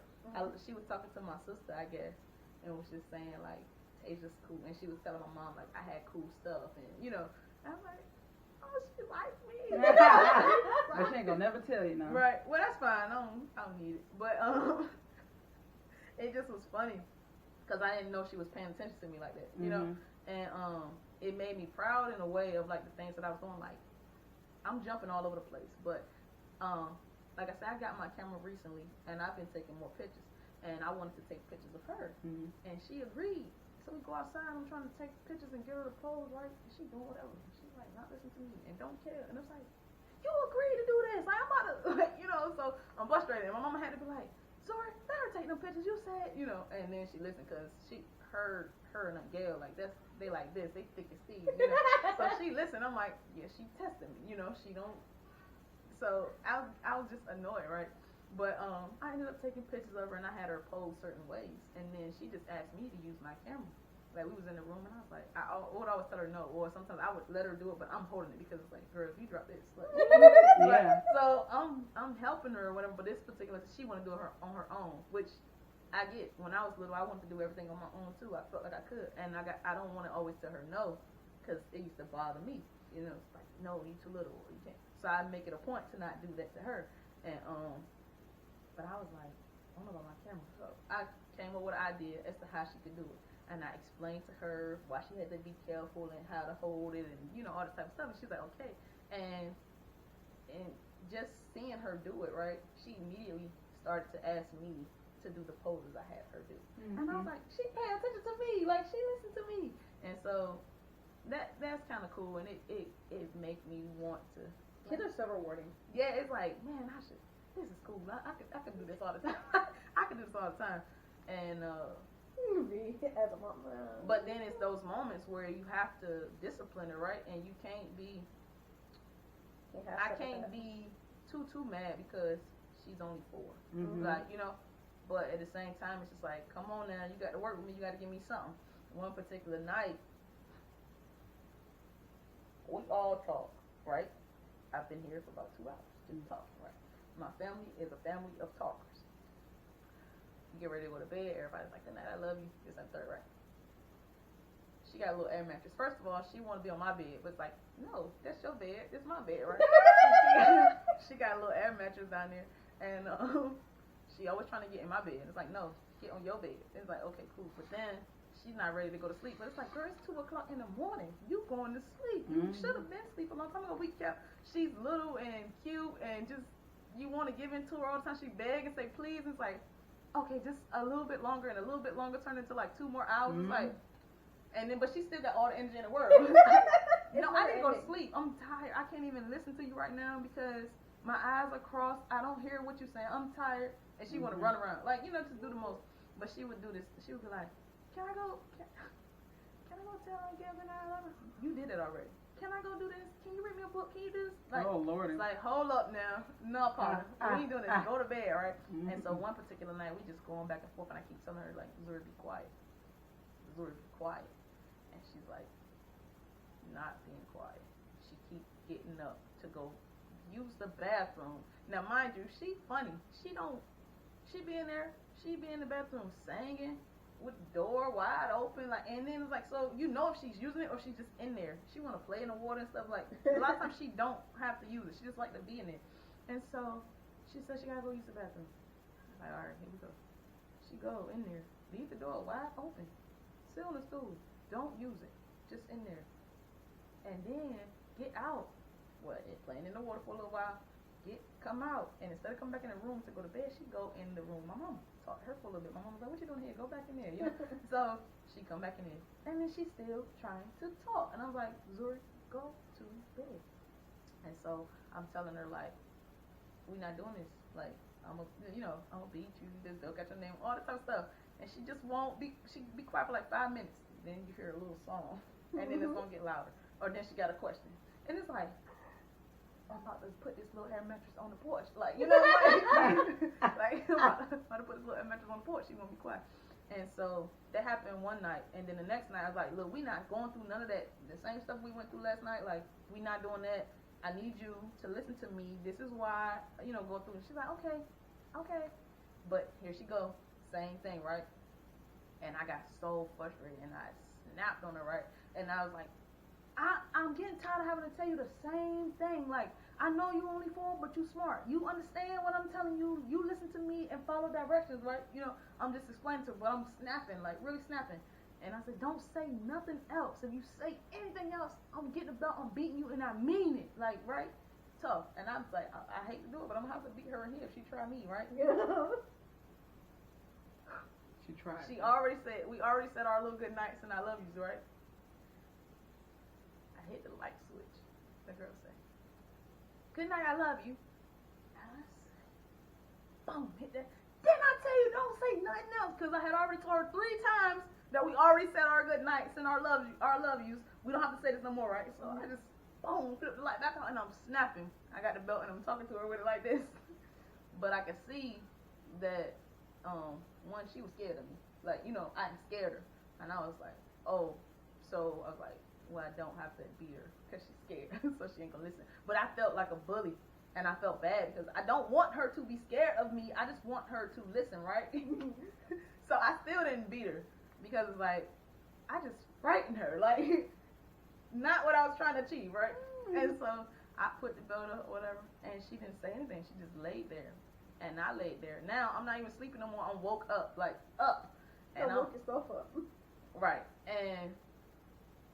It's the saddest little thing. It bothered me to this day. But we had a little talk. But I laid there and I couldn't even go to sleep. I didn't even feel comfortable going to sleep because I was like, dang. I don't know if she was trying me or not, or if she just really wanted to say good night, I love you. Like, really, it's like, I don't know. And so, but I felt like I should have talked to her in the moment. But I was like, I'm not. She tested me. She trying me, right? But I couldn't go to sleep. And I was like, oh my God, is this what parents go through? Like, So I got up and I had went in there with my mom, and I was like, and my mom was laughing when I walked in there. She heard everything. She heard everything. She was like laughing. I was like, was I wrong? And then she was like, why you say that? And I said, because I feel like I was wrong. And I was like, I feel like I could have went about it in a different way. It's like, I know I was frustrated, and but I felt like I had to get on her like that because I feel like she's trying me. Like, because I haven't beat her, or because I feel like she's trying me, right? And my mom was like, well, I don't know if she's testing you or not or whatever, but I was like, but I feel so bad and I feel like a little bully. You know, just like the way she was looking at me. So she never looked at me like that before. So even when I had yelled at her before and stuff, she never looked at me like that. So I was like, I feel so bad. And my mom was like, well, sometimes, you know, there was moments when I would try to discipline y'all and I would go out of my, you know, and I would feel bad about it and I have to come back and apologize or like explain to you what's going on. And I was like, yeah, I just feel really bad. And so I went back in the room and I said, Zuri. She didn't answer me. But I knew she was asleep because she was like fidgeting. And I was like, Zuri. And she didn't answer me. And so I plopped, you know when you plop on the air mattress and make them bounce? So I did it on purpose. So I was like, she gonna acknowledge me. She gonna right. So I plopped up on the air mattress to make her like bounce a little bit. And I was like, well, no, I said stink because she like to be called stink. I was like, stink. And she wouldn't. Did it again. Still nothing. Plopped on the bed. And I was like, look. And the girl was in there silently crying to herself. And I was like, oh my God. Like, now I scared her and crushed her little. You know when you cry silently, that's different, right? That's a different cry. Well, you told her to be quiet so she could cry loud. That was a different cry. And I felt like the lowest thing I had ever felt, right? And I was like, oh no, like, so I like set her up and I was like, stink, I was wrong for yelling at you. Like, I explained to her, I was wrong for yelling at you like that. I apologize. I wanted to come in here and explain why. I wanted to come in here and apologize and explain why I did it. Not saying that it was right. And I'm telling her this. It wasn't right, you know, and I was wrong. And the first thing, she's like, you hurt my feelings. And I was like, I apologize for hurting your feelings. I explained to her that it wasn't my intentions to hurt her feelings, but just because it's not my intentions don't mean it's not like you know. Yeah. So I'm sitting there and I'm having this conversation with her, and now that I'm having the conversation, right, and I'm explaining, and I'm like, I could have did all this stuff at first, right, opposed to yelling and saying you beat her ass. Right. and so, I mean, we had conversations before, but that kind of changed the way I would like talk to her, because like. When I was little, I didn't want them yelling at me, like, you know, and sometimes I did stuff and it wasn't intentional, like, and I didn't mean to be bad, or I didn't mean to upset them or frustrate them, but their frustrations might have got taken out on me because I'm not listening and they've been frustrated about a lot of stuff, and that's exactly what happened. Like, I allowed my frustrations to, like, get me to that point, and then I lashed out at her. And it was just like, because I was tired and irritated, you know. It's like I had no business talking to her like that, and I apologized to her, like, and I told her like I was wrong, you know. I had no business. Like, we having a little conversation now, and then I said something, and I didn't ask her did she accept my apology. I think she said it's okay, and I was like, it's not okay. Like, I shouldn't have done it, you know. And even if you forgive me, or if you don't know if you forgive, like, I'm talking to her and I'm telling her these things, right? And I'm like, because she kept saying it's okay, and I kept telling her it's not okay. Like, it's not okay. I was wrong, and it's not okay, and I want you to stop telling me it's okay because it's not okay. I get if you're trying to tell me that you accept my apology, like, I understand that, but me yelling at you like that was not okay. And it's a big 29-year-old talking to a little 4-year-old, and we going back and forth about it or whatever, and I'm explaining to her. And so, just in that conversation, it just made me realize, like, you don't have to be kids. You don't have to yell at them. You can talk to them. You might get frustrated, and that's what my best friend was telling me. Like, you might have your own frustrations or whatever, but when you upset with an adult, when you, like, going back and forth with them, and you having your frustrations with them, you're not always beating them up. You're not always lashing out at them. Yeah. I mean, same thing with trying to when they go out into the world, then trying to understand how to express their anger when all the parents' anger has been expressed to them through physical violence, essentially. Yeah. Or physical, you know, reprimandment.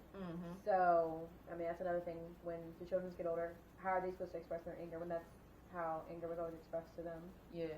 So, in that moment, that's what changed my mind about, like, if I did have kids, I don't think I would be able to bring myself to do it. My dad, I won't talk about that. Anyways, when I was growing up, he only beat me once, and when he did it, he cried, right?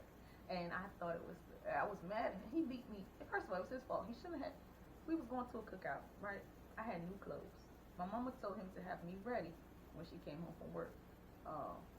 My sister or my aunt, like they would do our hair. My mom was at work. We could never go outside without our hair, without a haircut. My mom was a hairstylist. She was big on that.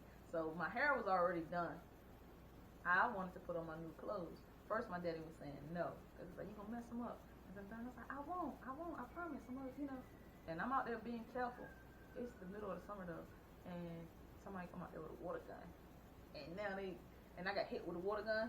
And then we was running and stuff, you know, dirt, debris, dust, all that. Like, it fly.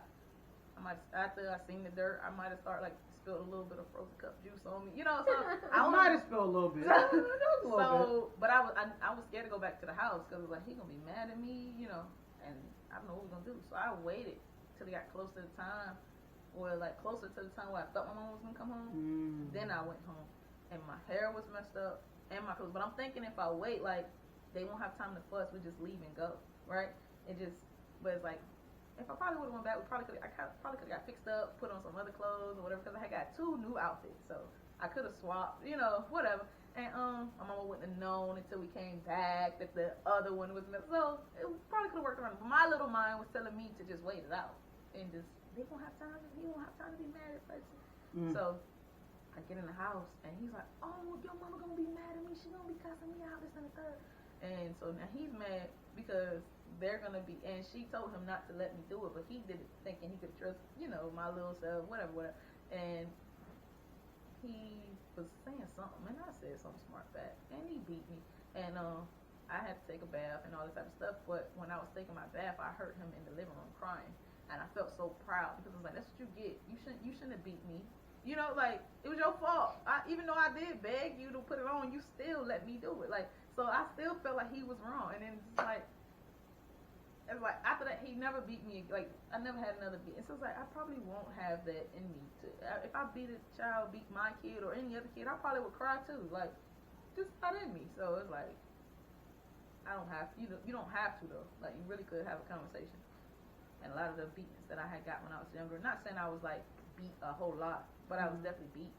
But I feel like a few of them probably could have been a conversation, you know, or not necessarily, because I did always talk back and I was like slick at the mouth. I probably.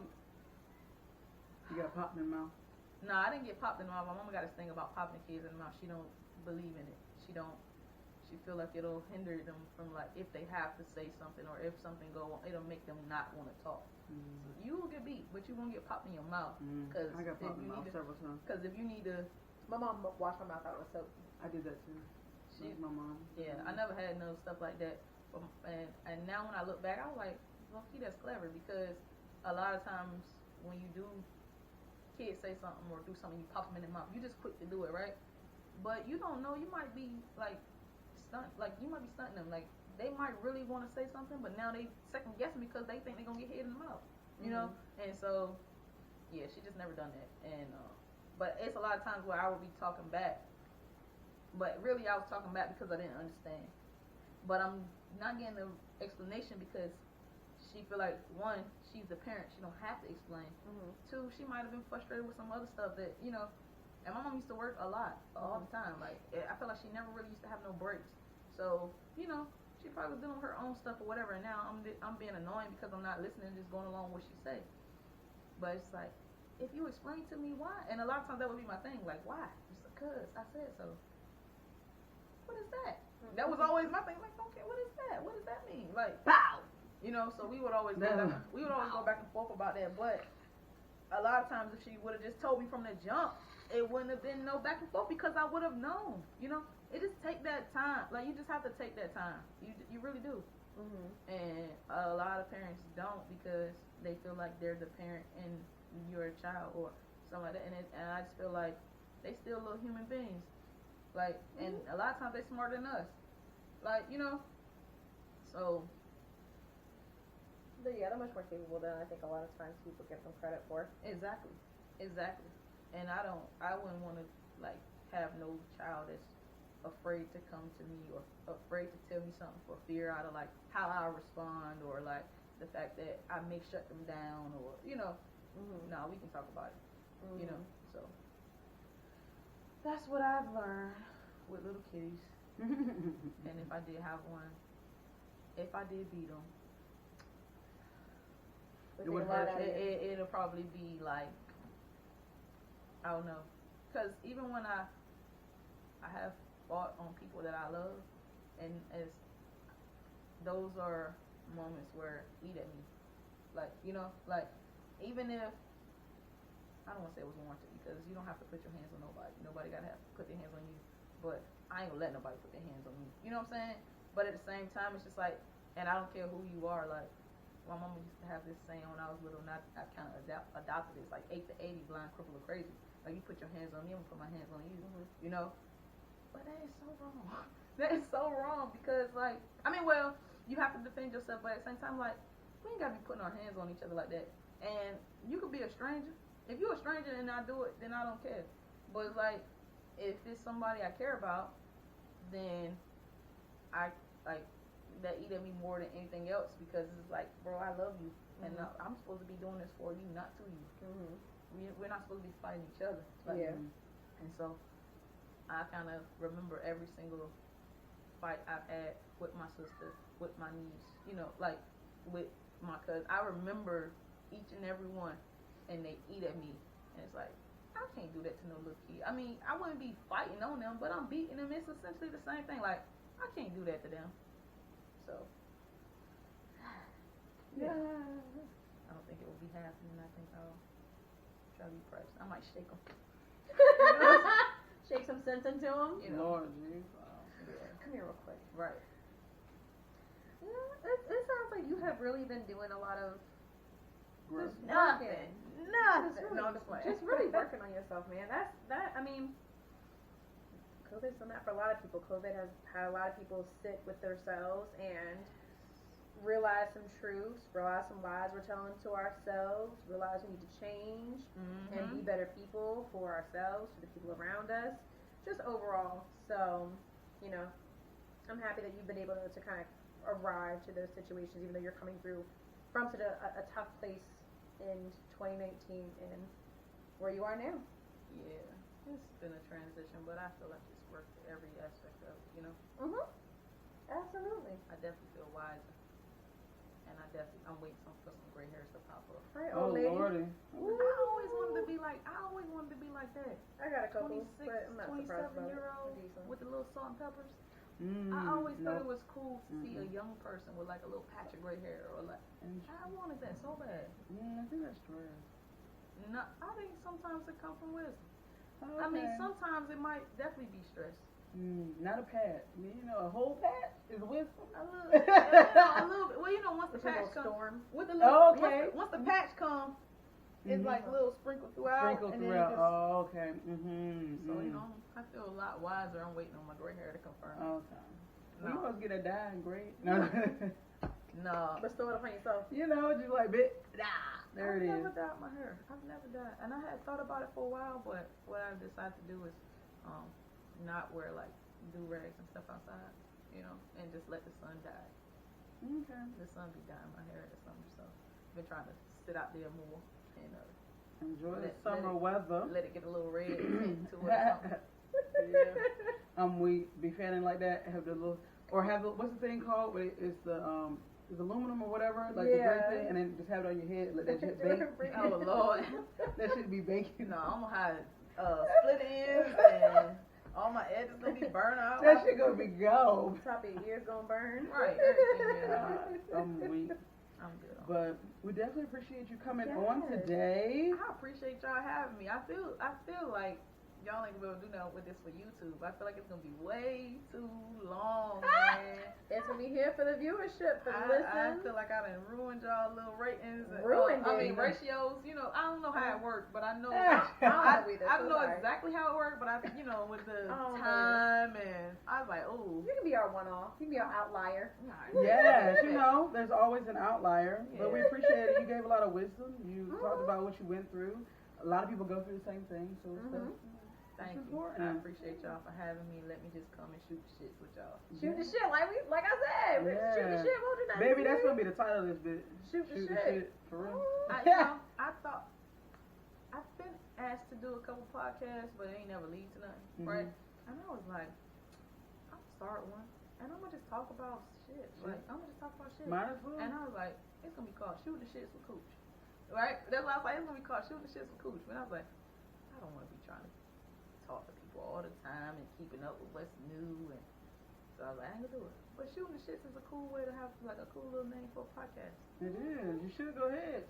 Oh, they gonna steal it. You better go ahead. They might, you know, and that's fine. I put it out there.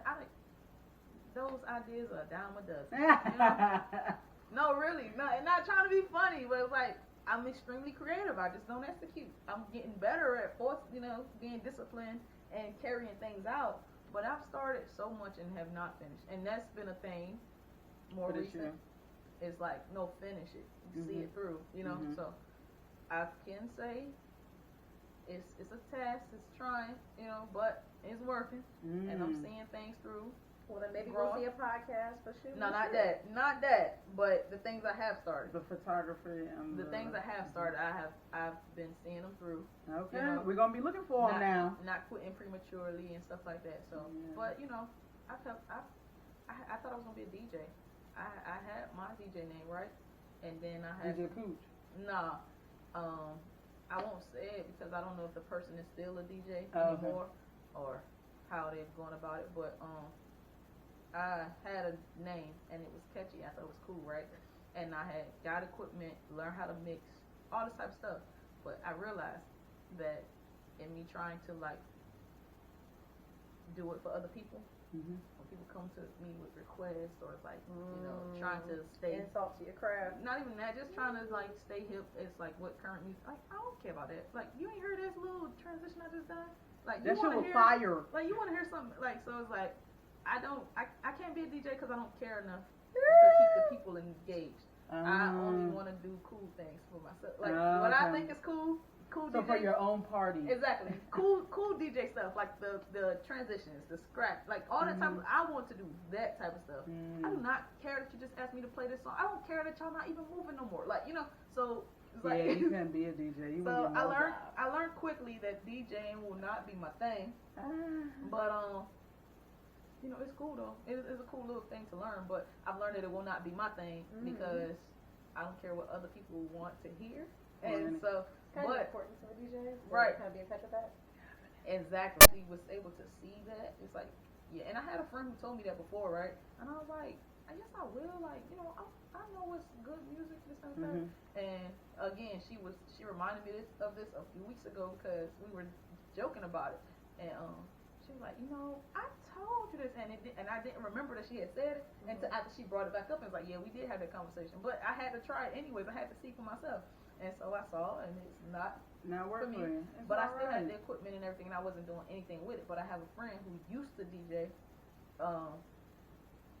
and they had stopped for a while, but they was getting back into it, and they was like, man, I need a new name. And I was like, you know, I was using this. Well, I was planning to use this, but I'm not gonna do nothing with DJing. What you think about that name? They took it around with it. Okay. No, look at you. Right. I come over. So I'll go ahead and take that 10%. I come up with a lot of little catchy ideas like album. Like I know people who like are into creative things. They usually don't fully pursue it or like would have an idea and not carry it out or whatever. But I'm always willing to help come up with like that type of stuff, like album cover ideas or like album. Do my book cover, like titles and stuff like that. I will. I will. You know, for a little fee. Yeah, I have no. Like we talked about before, I have no problem paying. No. I don't want it free. No, for real. But a book cover. I'll do that type of stuff. It's for an erotica. Uh-oh. Maybe a book, right? Don't need it. All right now. Cooch, come on.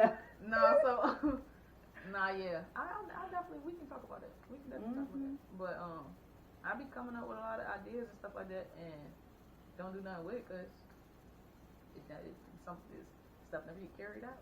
Well, you got three things you're doing now, so focus on and keep it on pushing. What I'm talking about? Well, yeah, I'm definitely focused on that, but I'm talking about as far as like other random stuff. I'm not rapping. I don't have what do I need an album name for? I mean, you know, like a album title. Like I come up with these things, and it's like it might be catchy, it might fit, some of it might stick, some of it might not. But it's like I'm always willing to help with those type of things because it usually comes to me easily. Oh, okay. All I need is just like a little concept and like some time. Okay. Well, go ahead, plug your little self. Let me No, know. no plug. No, you gotta remind them. We've been on here for a bit. So You are where can they literally find your trying stuff? to build yourself a brand. You've got Facts. to plug yourself. and let people know. Yeah. So You gotta sign back on to them in order to do so. Yeah, we gotta sign back on before the episode drops. right. So you can Yeah. I'm repost definitely gonna post this, and then I'm probably disappear a little bit. I've been needing mental breaks. Yes. I've been needing the breaks, Mhm. and what I have realized within like the last 2 weeks is that I've spent more time on social media than actually getting things done. And so it's like, no, I'm backtracking. Okay. I got to get things I felt done. So I mean, I'll probably sign in here or there, but when I get bored or if I got a little downtime, for the most part, the plan is to stay off of those things so I can carry out the actions, and because I don't want that gut feeling. Mhm. And it's a brewing every now and again. You know, it's like it's time for another leap. Mm-hmm. And so I've been trying to prepare myself for that. But yeah, man, follow me on Instagram at Cooch the Great. That's KOOCHTHA Great. I would tell you to follow me on Twitter, but I really just talk to myself there, and I don't want anybody to be knowing what my inner thoughts are all the time. So I keep it low key with my little followers there. But anyways, you can also follow my vintage t-shirt brand home team on Instagram at your local home team. That's YA local home team. Feel free to, I was about to say like, comment, and share, but all you can do there is like and share, no comments because they are turned off. But you can message me with some good info or whatever, just feel free to reach out, however you see fit. Buy some product. Also for the camera, if you know an up and coming young individual who may be in need. Yeah, exactly. Anybody that's out there that's trying to get into photography, preferably a young student or somebody who don't necessarily know what steps to take to get into it or need any type of camera or any assistance like that, have them reach out to me. I have an extra camera that I'm willing to give away. And yeah, man, that's it. Oh, also, another shameless plug here. No, you said you didn't want to do nothing, right? You didn't I said no, because we had did it earlier, but now that I'm on the bandwagon, I might as well stick with it. Go ahead, keep it moving.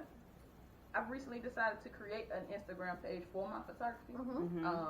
I haven't posted much there, but in the moments where I do come up with more work and decide to do little dumps, they will be there at Neighborhood Griot, which is just plain neighborhood GRIOT on Instagram.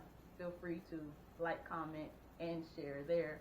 I'm always looking for advice or any feedback or anything like that. So. Alright, and we'll make sure we put it inside the post too, so y'all can make sure y'all can go back and make sure y'all like as well and follow and comment, DM, all that good stuff. Yeah. So we can just keep it booming, keep the community going. Yeah. And if anybody want a link or what they say, 6 degrees of separation. Was that? Is that? I thought it was like relationships. I mean, as far as like building anything I'm trying to do is probably somebody a few relationships away from me knowing somebody that's trying to do that, or they probably trying to do the same thing. So that is what they do with like movies and stuff like that. Yeah, it's relationships in general. So it's like if anybody trying to link, collab, or anything like that, I'm always open. I'm always down.